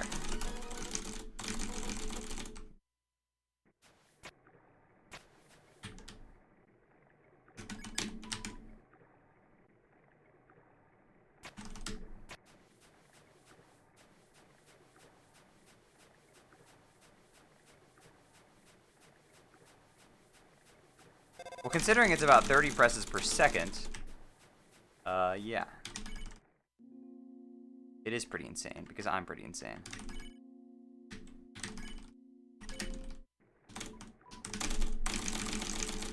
Squadala, we are off.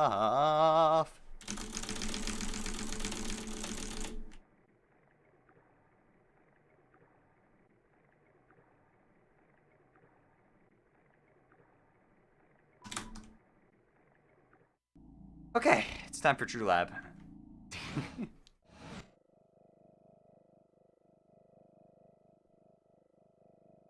It's time for True Lab.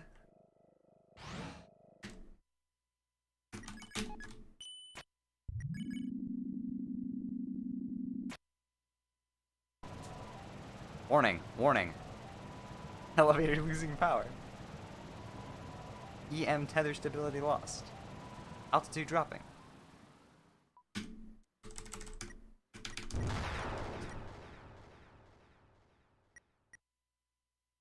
You can see right there is where the actual screen transition happens.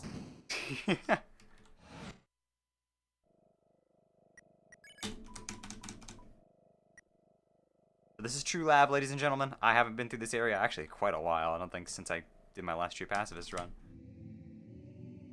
Am I full HP? Yeah, I am. I saved.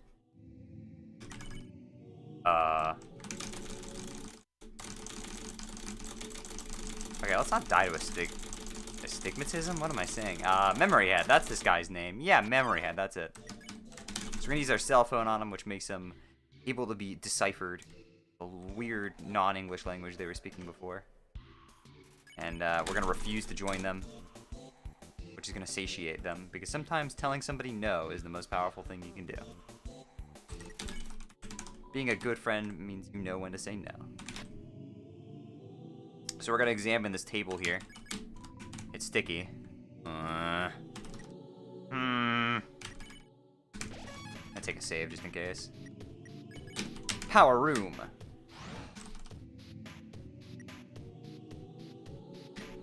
Haven't been to this area since you've been to this area. Hell yeah.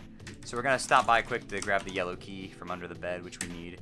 Then we're gonna go up and we're gonna do endogeny skip. So endogeny skip works, well, you'll see. By interacting with this sign here and pressing the button at the same time, we get this sign here.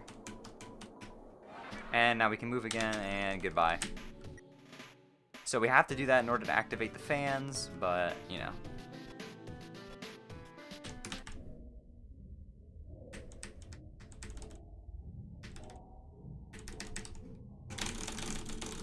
Yoink. Never explained what on earth is in that bathtub, by the way. Saying. And here's lemon bread.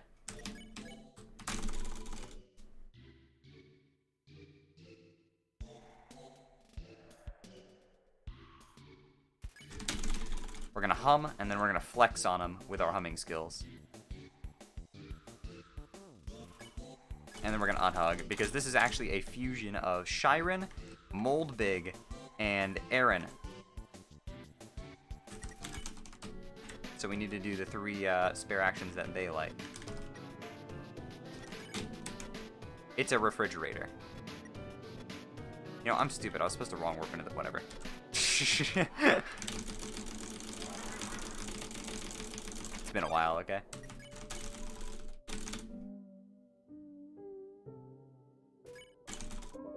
Haha. So we're gonna leave that key there for a moment. And we're actually going to use the key to wrong warp. So notice by passing behind these refrigerators, we move fast again, just like before. And I'm going to grab the key while wrong warping, and then I'm going to go up here, put the yellow key in. Going to take a safety save just in case I mess up Reaper Bird skip, which I shouldn't, but I might. So we're going to overflow these flowers here. And we're going to use this to skip the Reaper Bird initiation right here. See ya. Gonna overflow, and see, this is why I took the safety save, chat. If I hadn't done that, then we would have had to fight Reaper Bird, and that's no bueno.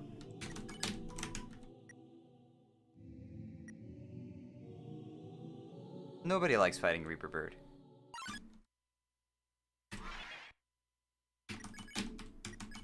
Let's try that again. There we go. And we skipped Reaper Bird. Also lost a little bit of time, but oh well.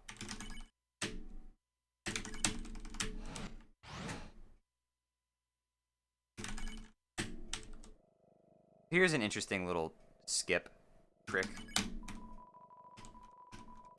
So by overflowing this generator and holding this choicer here, choicers have an interesting property where if you overflow a choicer, it goes into the next set of dialogue. The thing is, since this is technically the last room in the game, if we overflow this, you'll notice this smell text. So the reason that actually happens is because this is loading the test debug mode text, which is battle text. It's a test for battle text. And that's why it's all black except for smell.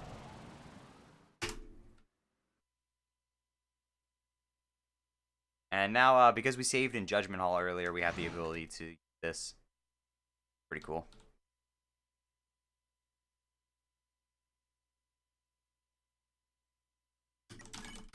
Wait, Sans isn't here. Why am I skipping Sans? My brain is not activated at the moment. It happens sometimes, okay? Hello, Asgore. I'm having difficulty. There we go.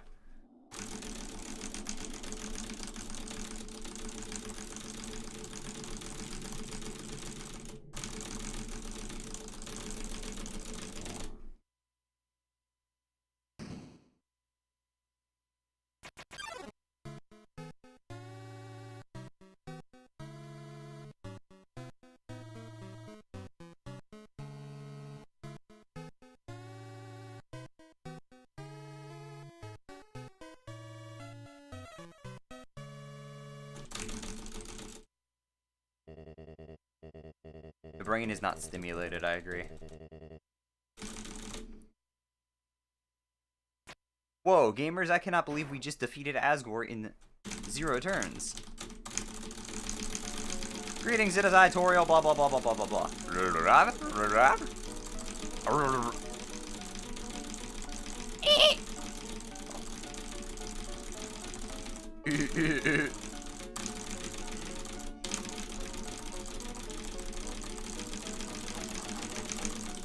Do it! Do it! Do it! Ah.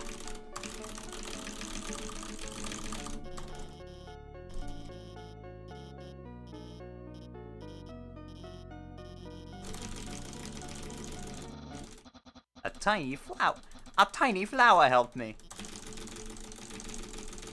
No! Alright, Sans, I see how it is. Alright, so when this evil guy here holds y'all hostage and threatens to destroy the world, you do nothing.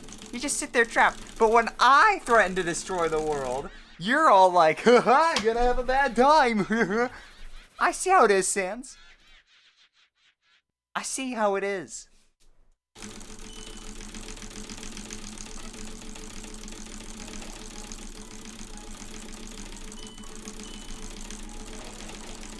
Also something, don't touch the child, etc., etc. Surf Halo references.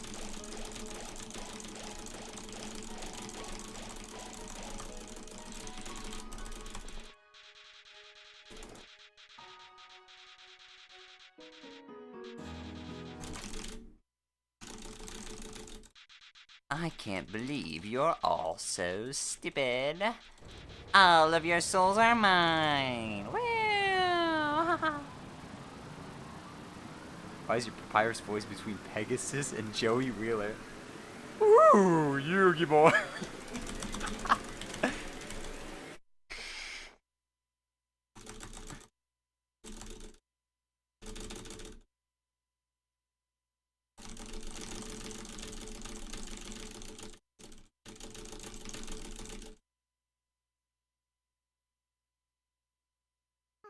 Finally, I was so tired of being a flower. I can't do it. I can't do it. Howdy, meme. Are you there? It's me, your best friend. Aswheel the Weemoo. Alright, so first things first. Okay. Now that that's done.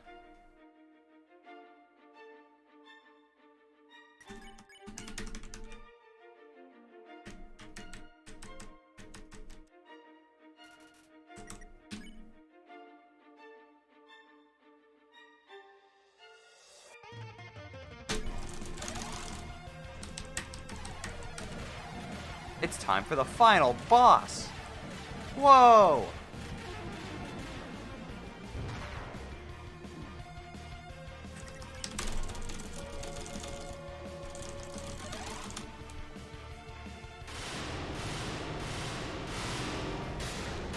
Yeah, I tried to do spare strats with no apron and then realized that I haven't fought Azrael in like months, so let's not do that.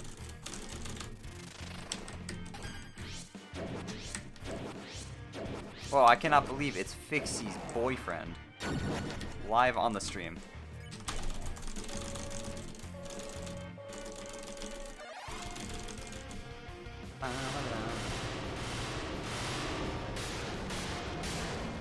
Okay, I'm getting owned.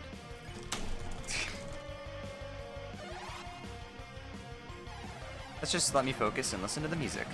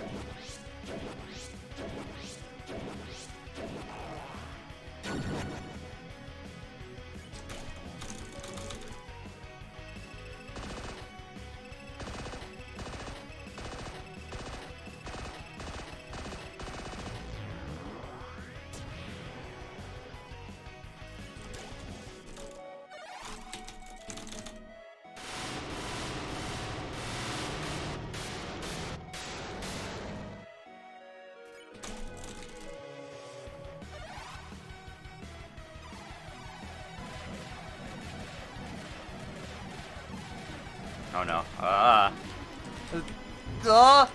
Oh my god, I got sniped!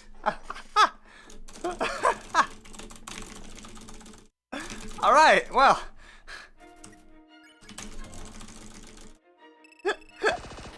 That hasn't happened in a while. Good thing it doesn't matter, but still. Holy moly, that was unlucky. That star was so perfectly angled.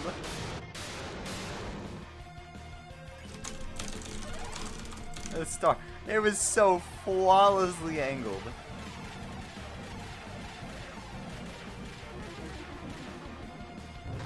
Look at, dude, it curved. What the hell? This man's got my number. Holy crap, dude.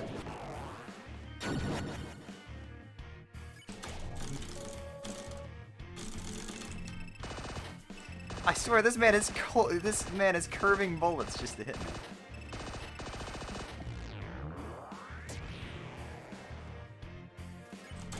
Who's playing? I am, Holiday. What's up?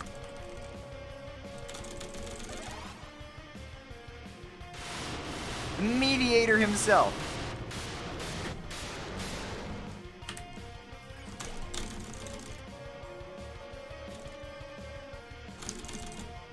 Let's see if we can do a hyper goner.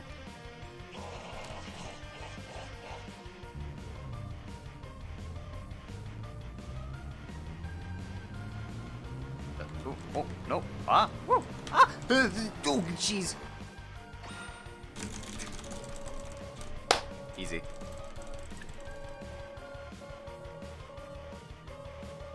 Alright, so after I finish this upcoming phase, or like, after I finish doing everybody's souls, I think that's when I'm going to cut the donation for Hugging Goat.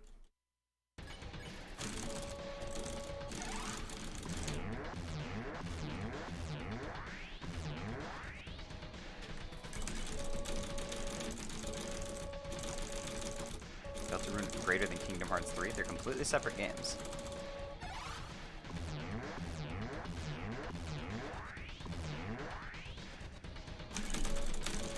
Oh yeah, I love getting hit in the menu, dude.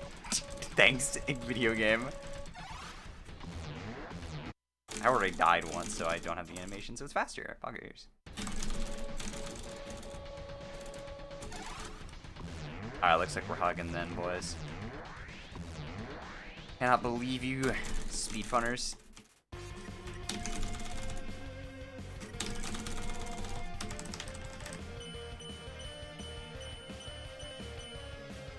Alright, we're gonna listen to my favorite song in the game here.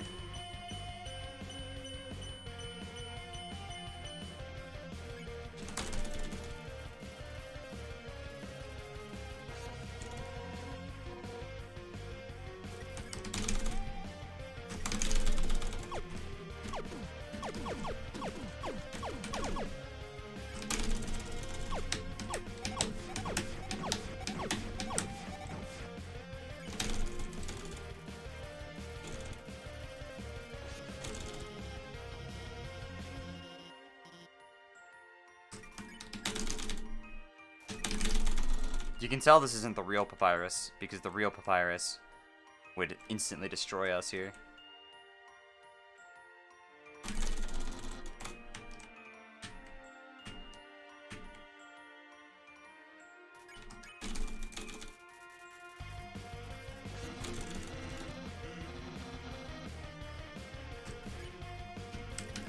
Alright, so this is why we got the pie, boys. By using the pie here, you actually skip 3 turns. Fun fact.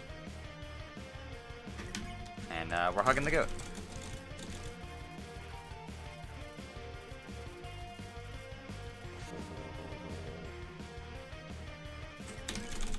Alright, boys, it looks like we are hugging the goat.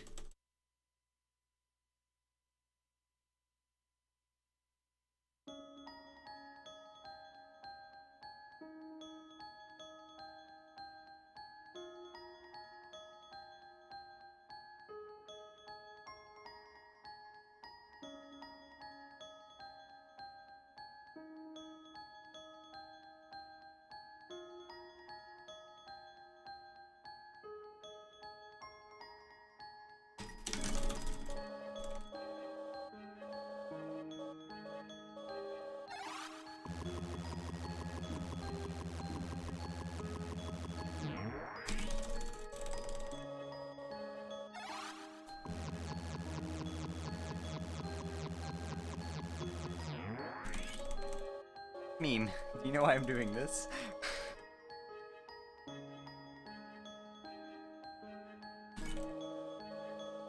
Because you're special, Meme. You're the only one that understands me. See, that's relatable, Asriel. That's relatable.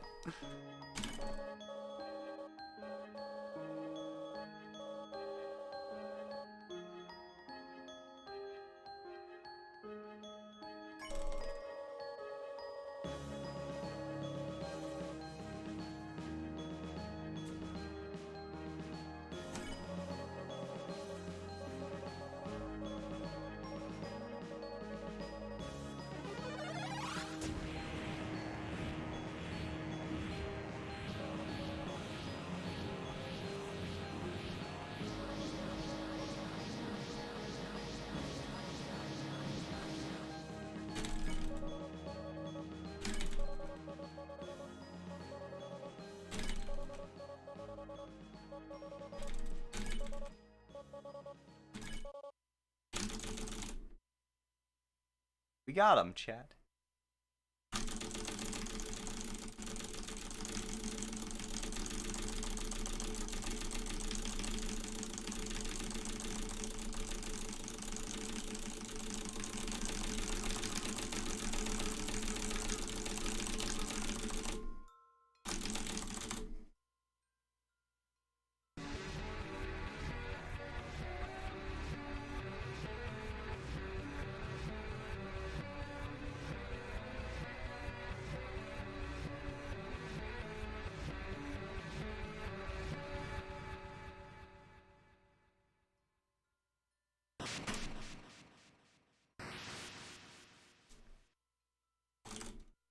The barrier was destroyed.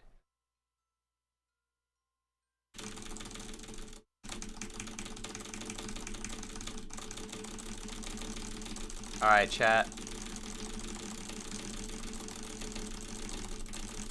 Here you go, everybody.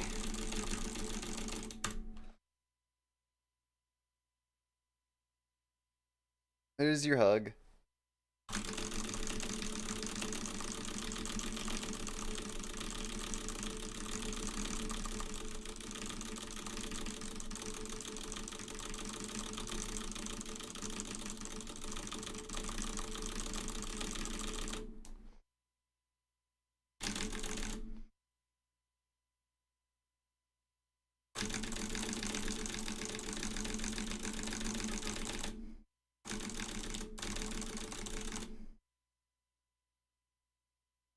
And now it's all gonna get ruined by Undertale.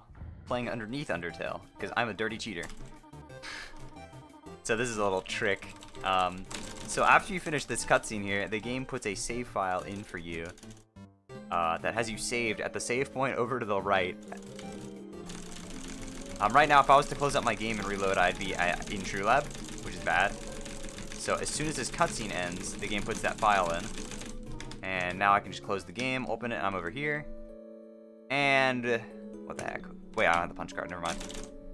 We'll do this. And we're out of there. Alright, so time is coming up on Toriel's final text box.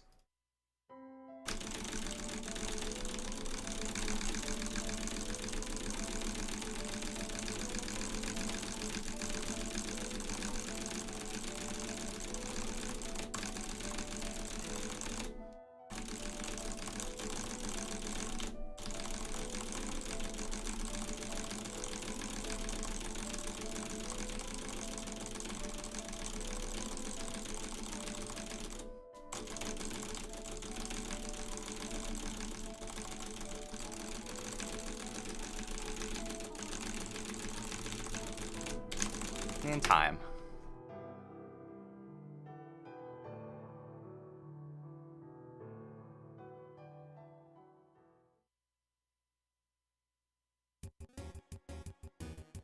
Well, that's it.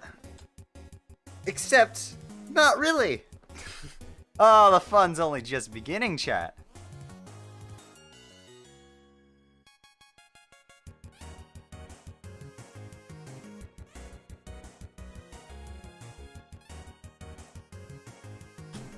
It's a 129.29. is the splits. I'm 30 seconds behind in Waterfall, 9 seconds ahead in Long Elevator, and then a minute and a half behind by Dates. This game's a weird one. We even got extra boat rides. Shut up.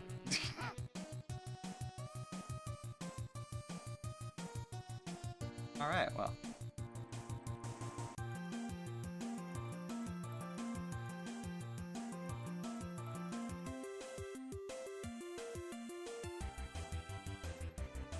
We're gonna quickly finish the game, and then we're going to begin the boss rush. Oh Lord, the boss rush. Oh no. What have you people subjected me to?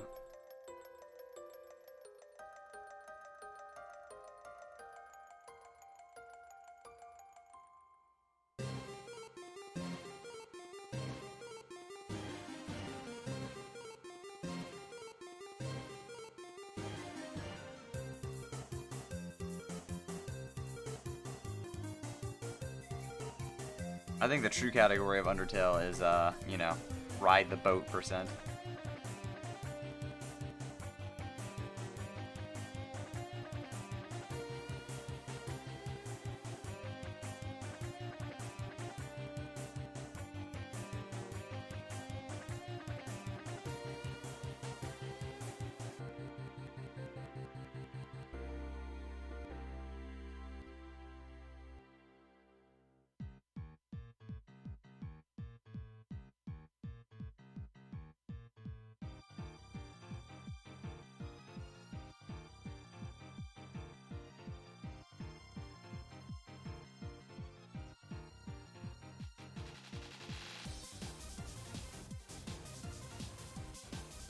So yeah, that's it for the normal speedrun stuff.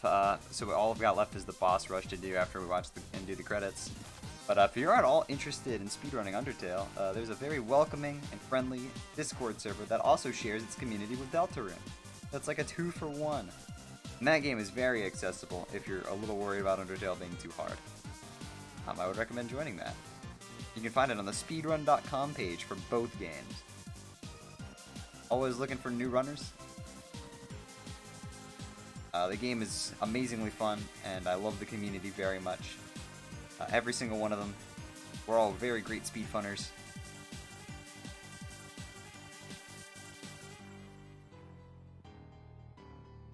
And thanks to everybody who's donated to the cause. I hear we raised over $2,000.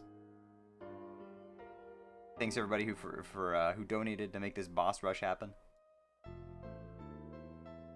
This is all for you. But most importantly, it's for the kids. And if you don't have anything better to do with your time, you can always follow me at twitch.tv/Shayy with 2 Ys. And you can also subscribe to me. Give me all of your time, money, and life. And do everything I ask of you. Or else I will find you and give you a hug. But it's time for the special thanks. What we've all been waiting for.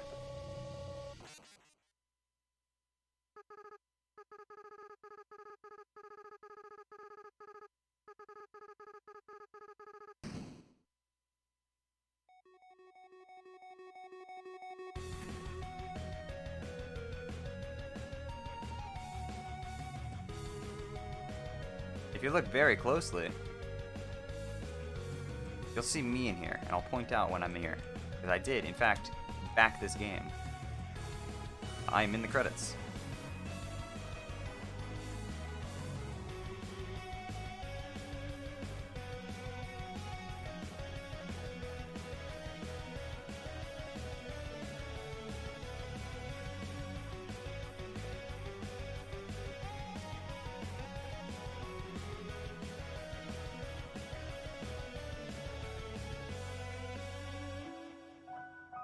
I'm in this segment right here. If you look next to my heart, you'll see me.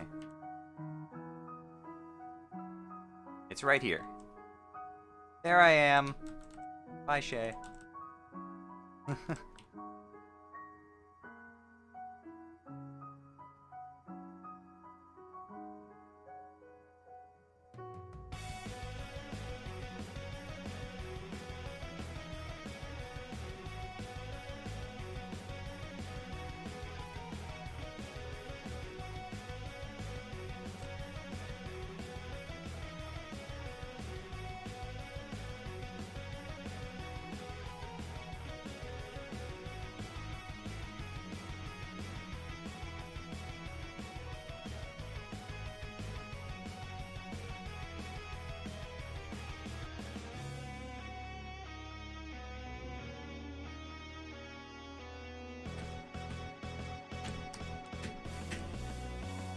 Incredible work.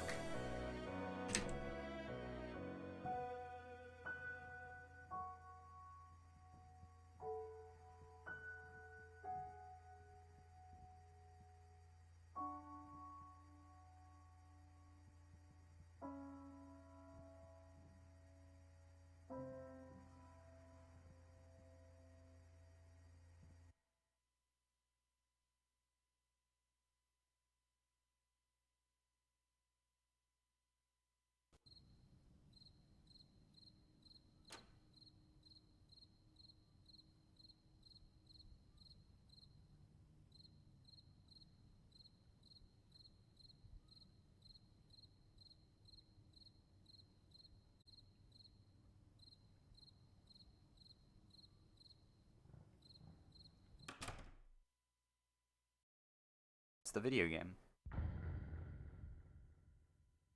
Alright. I think it's time to get started with the boss rush.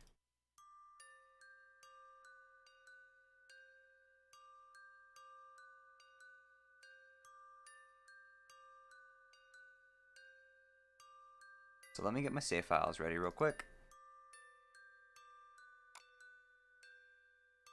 Alright, well, we're going to start with the easy one, which is Papyrus, and then we're going to move on to the absurdity.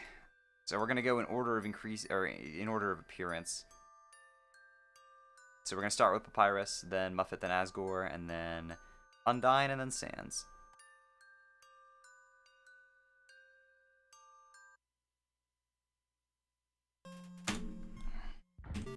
Alright, here we go. I should be in debug now, whatever.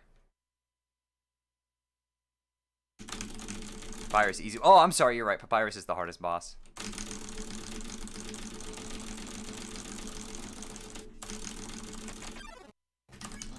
So you won't fight. Let's see if you can handle my fabled blue attack.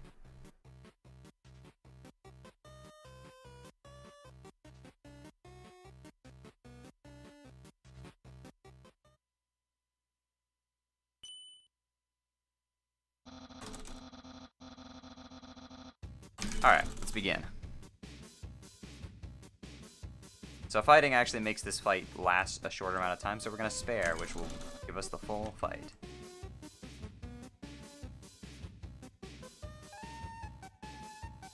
This is unbefore-seen, raw footage of Papyrus's fight.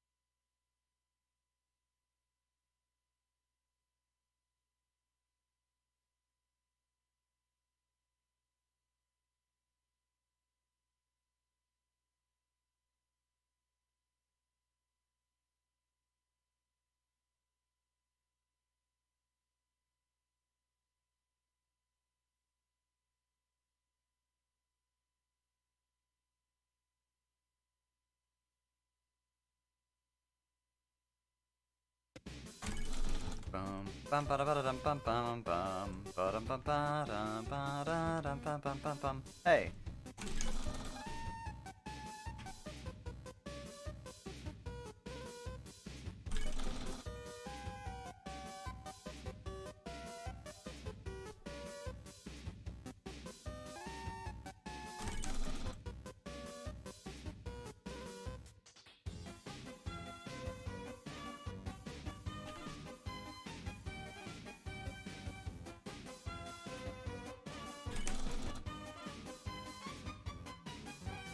My stream looks frozen.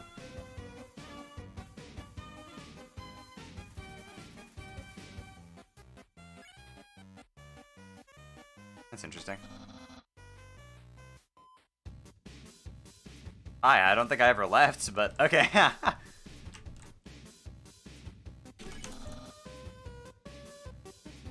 Woo! Aw.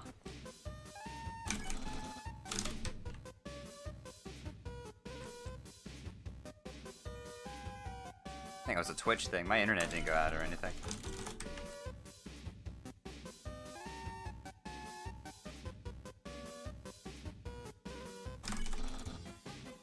We're so close, chat, to finally defeating Papyrus once and for all. Lost you for like 20 seconds? Huh, that's interesting. It must be Papyrus' interference. He doesn't want footage of him being beaten live on the internet. Which, I mean, I can respect the hell out of that.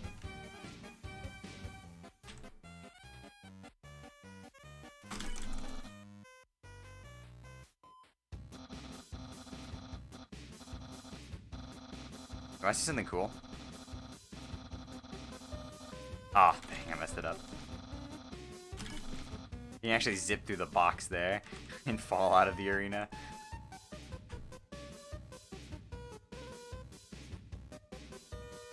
Time for his regular, really cool regular attack.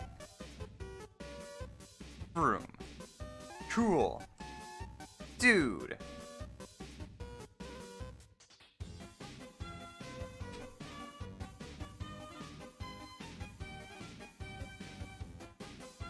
What? Oh god. Guys. Guys. Oh no. No. No. No. No. Wait. No. No. Stop. No. No.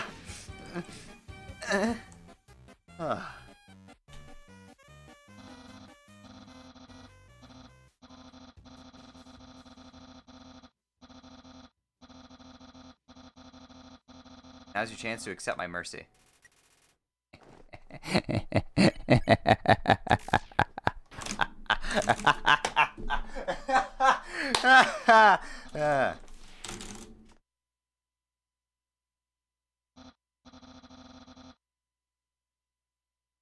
I'm a terrible person.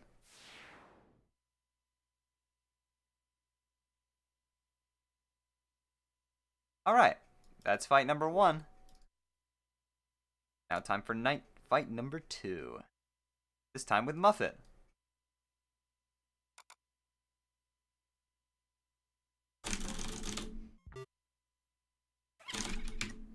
Punch card? No.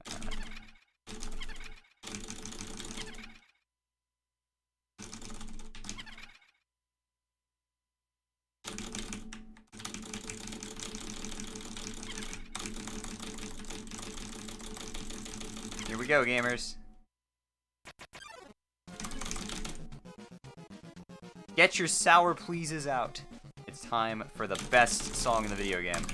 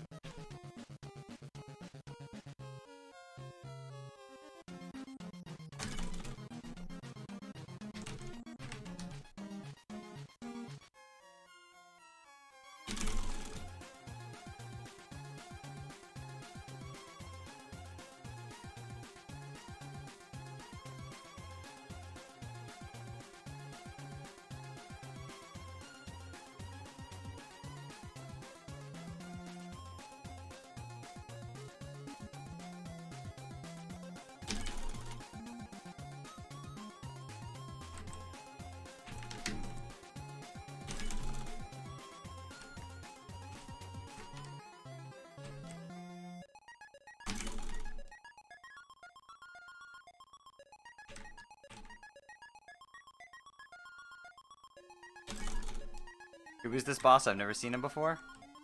I have no idea who this is. This is completely new territory for me.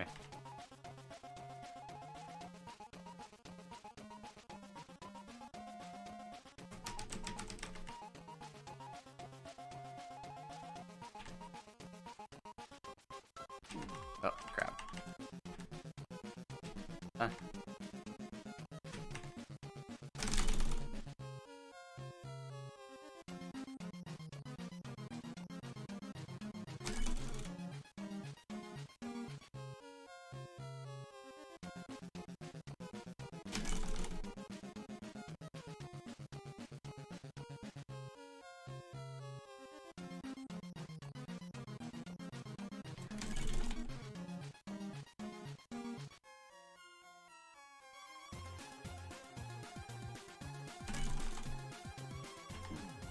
Oh boy.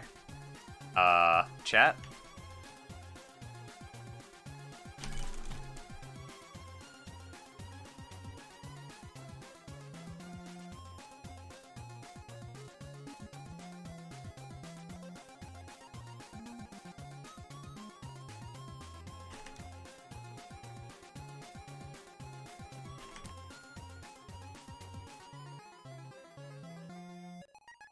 Yay, we did it! Die, monster! You don't belong in this world!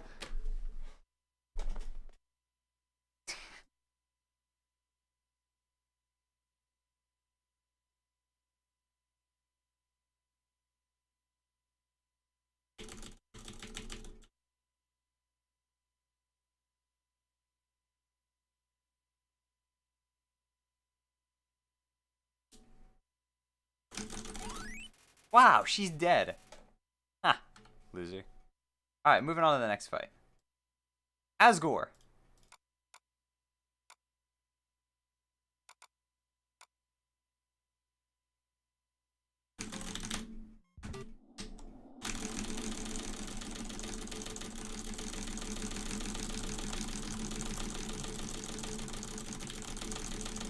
Alright, this is where it starts to get fun, ladies and gentlemen, because now we're gonna have to start attacking. And the stick, it ain't exactly the best weapon. I forgot I named my file.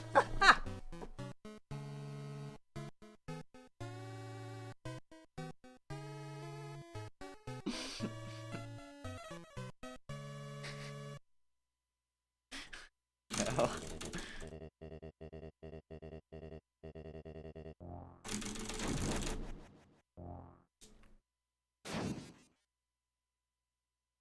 Here we go.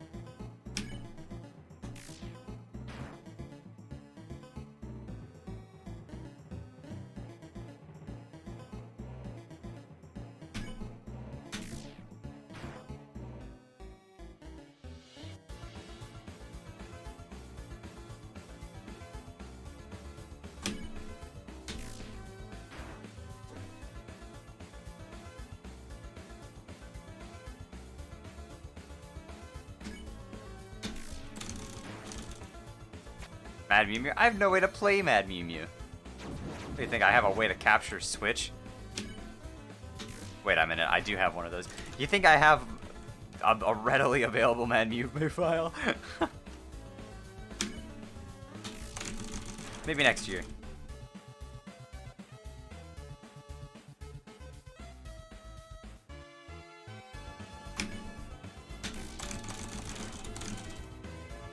So a fun thing about Asgore, once you get to turn 23, it loops back to turn 20, and turns 20 through 23 repeat.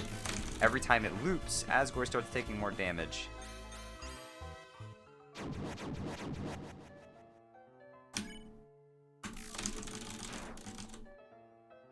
I believe up to 3 times is when it maxes out. Because at that point, if you're not killing him in 3 hits, I mean, what are you doing?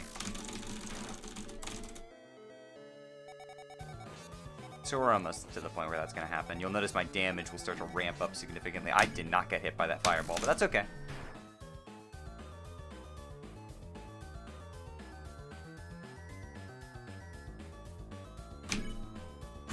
Alright, here's the fun part. This is where the fight starts getting a little, faster.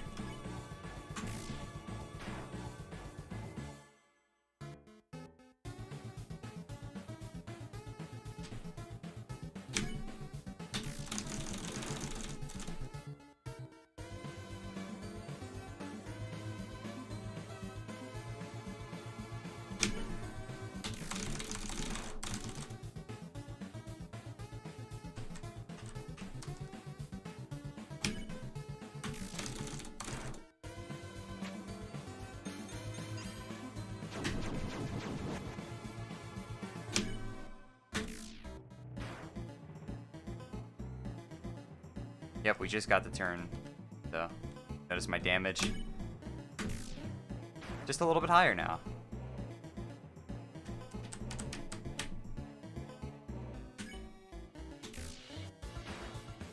Just a little bit higher. Oh wow, hard pattern.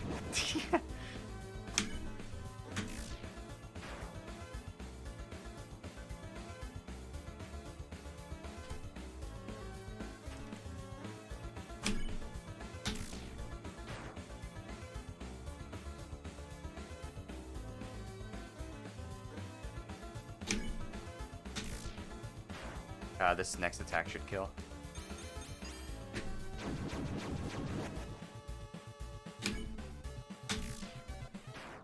And he's dead.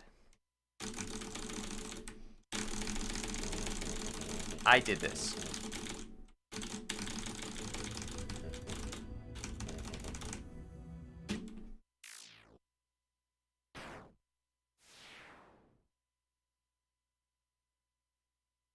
All right.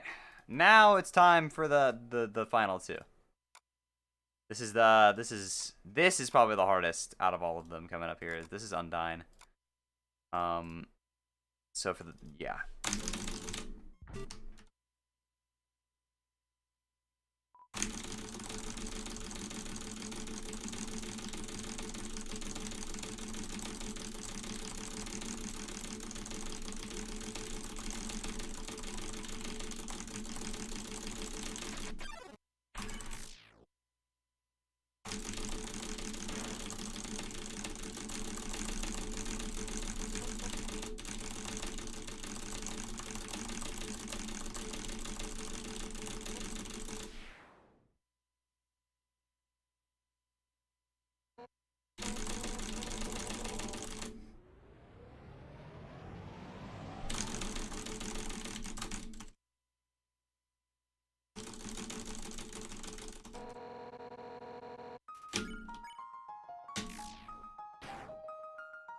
So even with a stick, we still do over 1,000 damage to Undyne. We're powered up.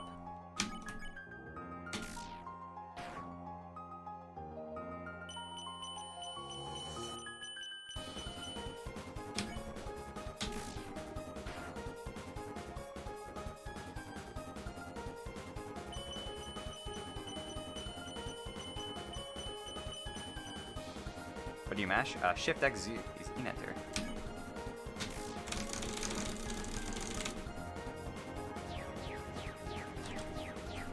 Okay. Yep. That was completely how I planned to dodge that. That was definitely the plan.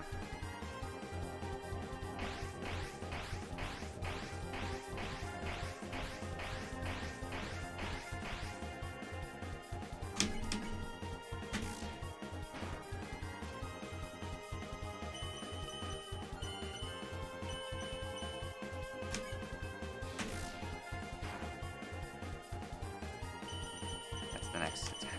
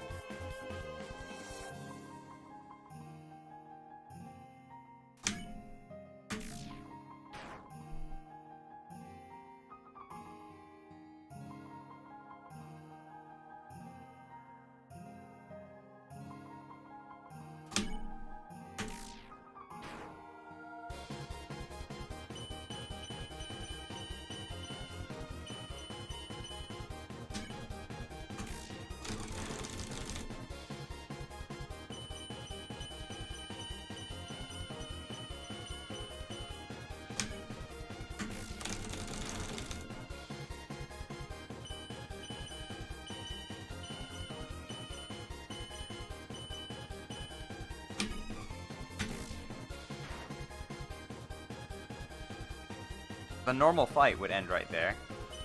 But now we get to the fun part of Undyne the Undying. The part we don't do in runs. This godforsaken attack right here.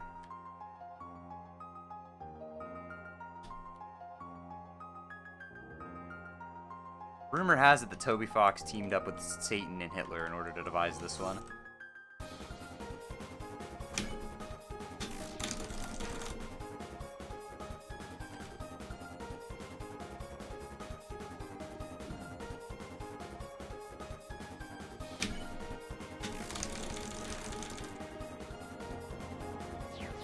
So after this attack, these attacks will just keep looping over and over again. But they're quite difficult to dodge.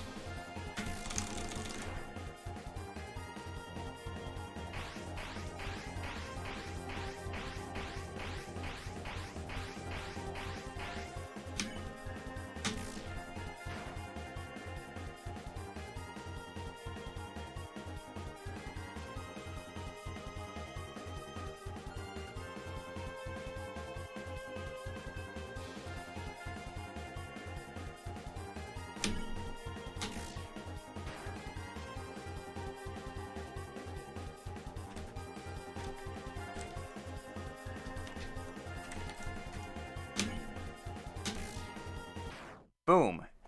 Easy.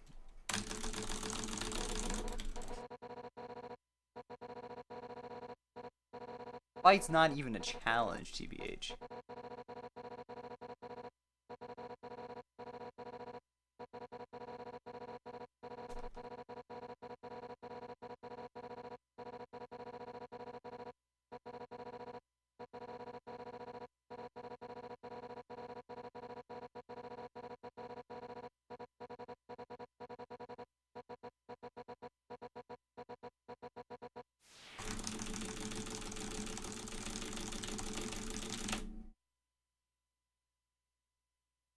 Alright, it's time, everybody. This is the moment you've all been waiting for. Stick Sands.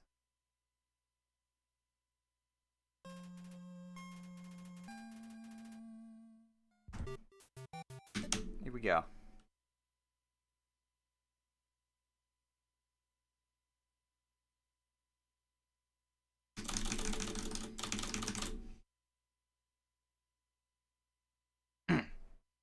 Yeah.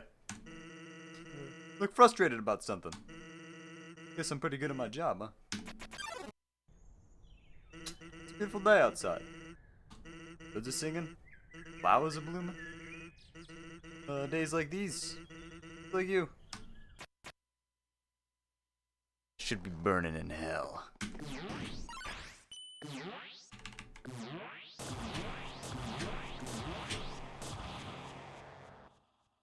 Huh. I was wondering why nobody uses the strongest attack first.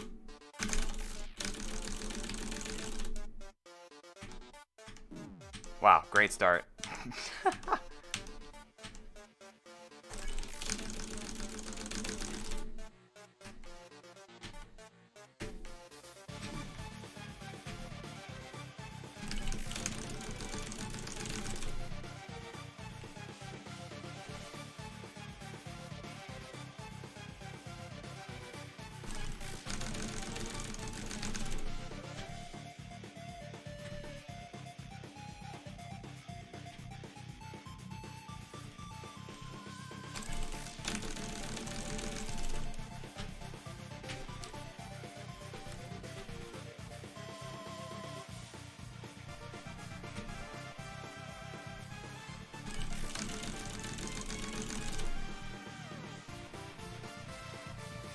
It's easy.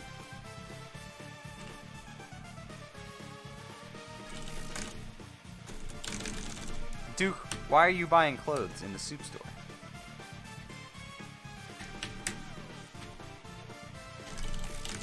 What do you mean you can't find them? I can't find them, Sans. There's only soup.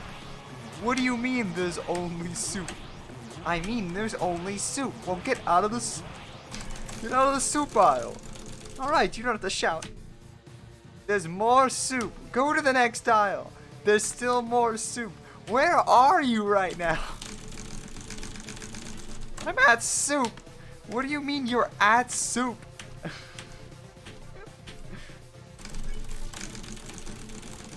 I mean I'm at soup. What store are you in? I'm at the soup store. Why are you buying clothes in the soup store?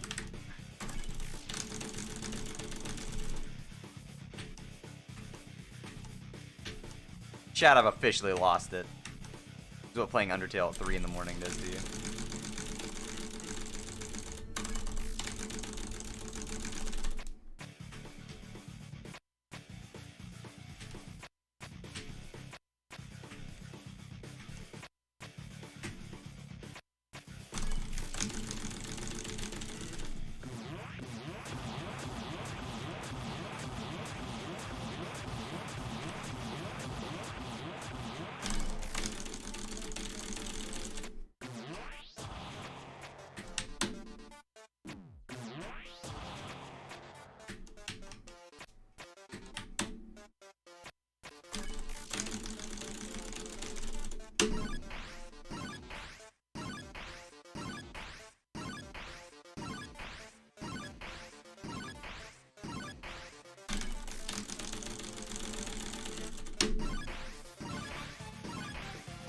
You lost it a long time ago? You're right, Pizza. You're definitely correct.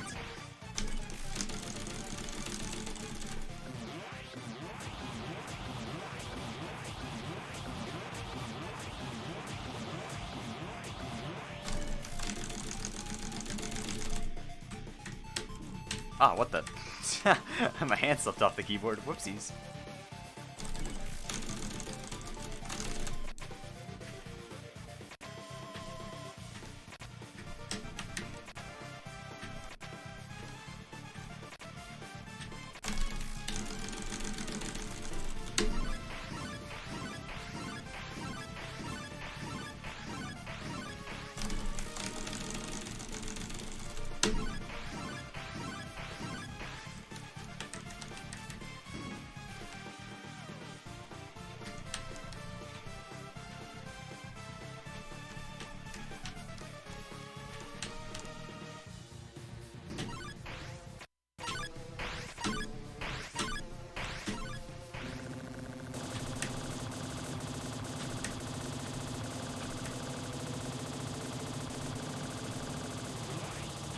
Easy.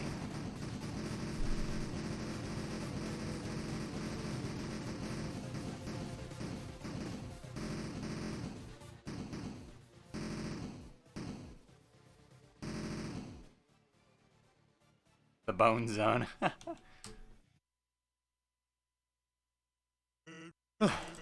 Alright, that's it. It's time for my special attack. You ready? Here goes nothing.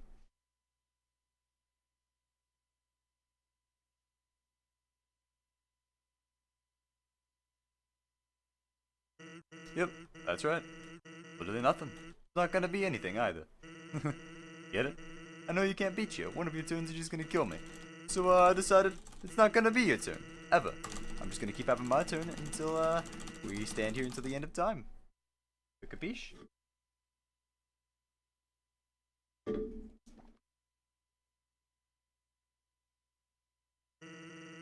You'll get bored here. If you haven't gotten bored already, I mean. And then you'll finally quit.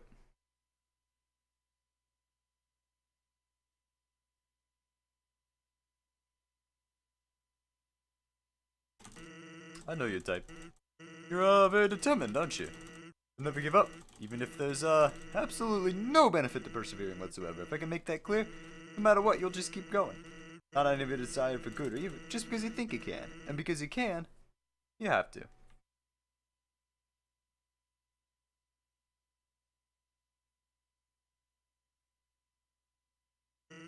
And now, reached the end. Nothing left for you now.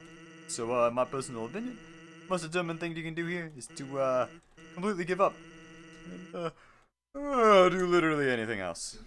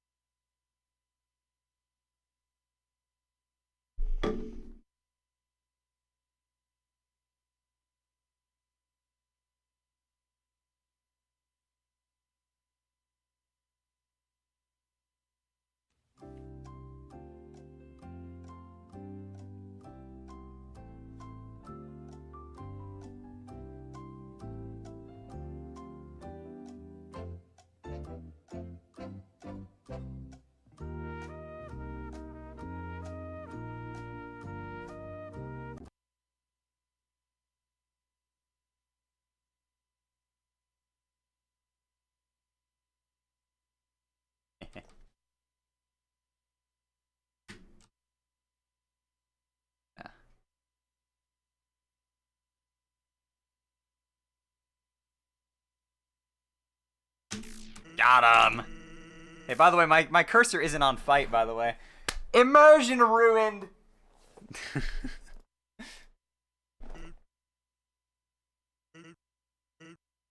So, guess that's it, huh?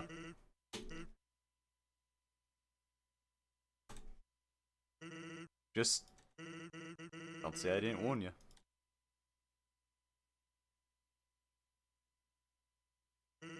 Well, going to Grillby's.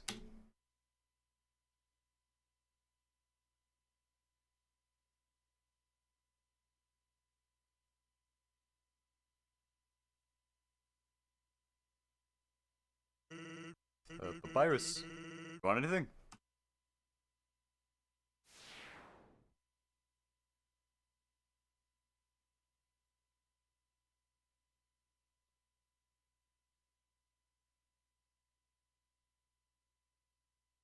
Well, that's it for the boss rush.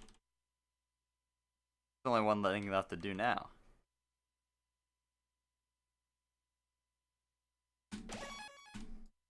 Only one thing left to do.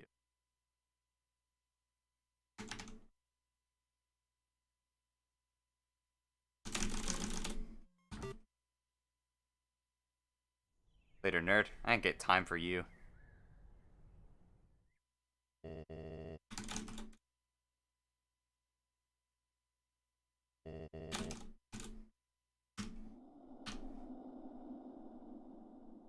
Oh, wait, that's not the right. That's not the right key. There we go. There it is. I found it, boys. So, for those of you who didn't know about this, since I've got a little bit of extra time, I said this was the last room in the game that you could access. But, that would be a lie, because there is one room beyond this one.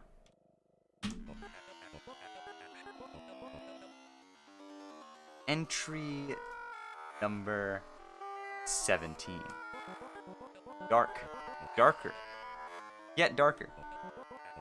The darkness keeps growing. The shadows cutting deeper.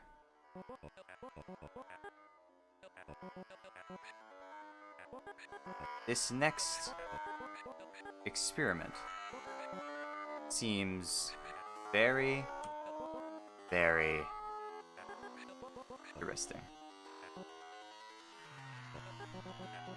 What do you two think? Alright, that's actually it for me now. Thank you everybody so much for watching. Everybody who donated to the marathon. It's over, can you believe it? It's actually done and over with. We're done.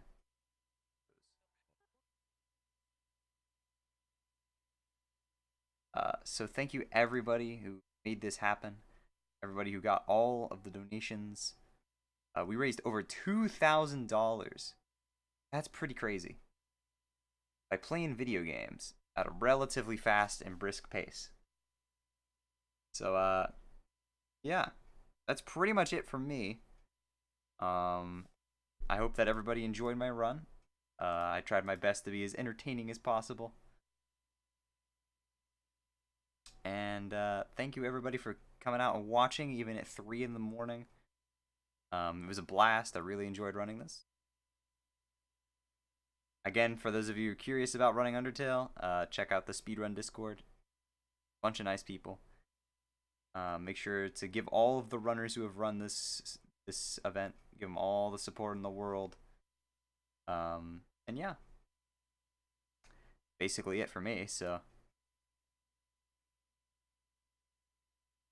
whoever's in charge here, when you guys want to kick me out so I can stop doing your job for you.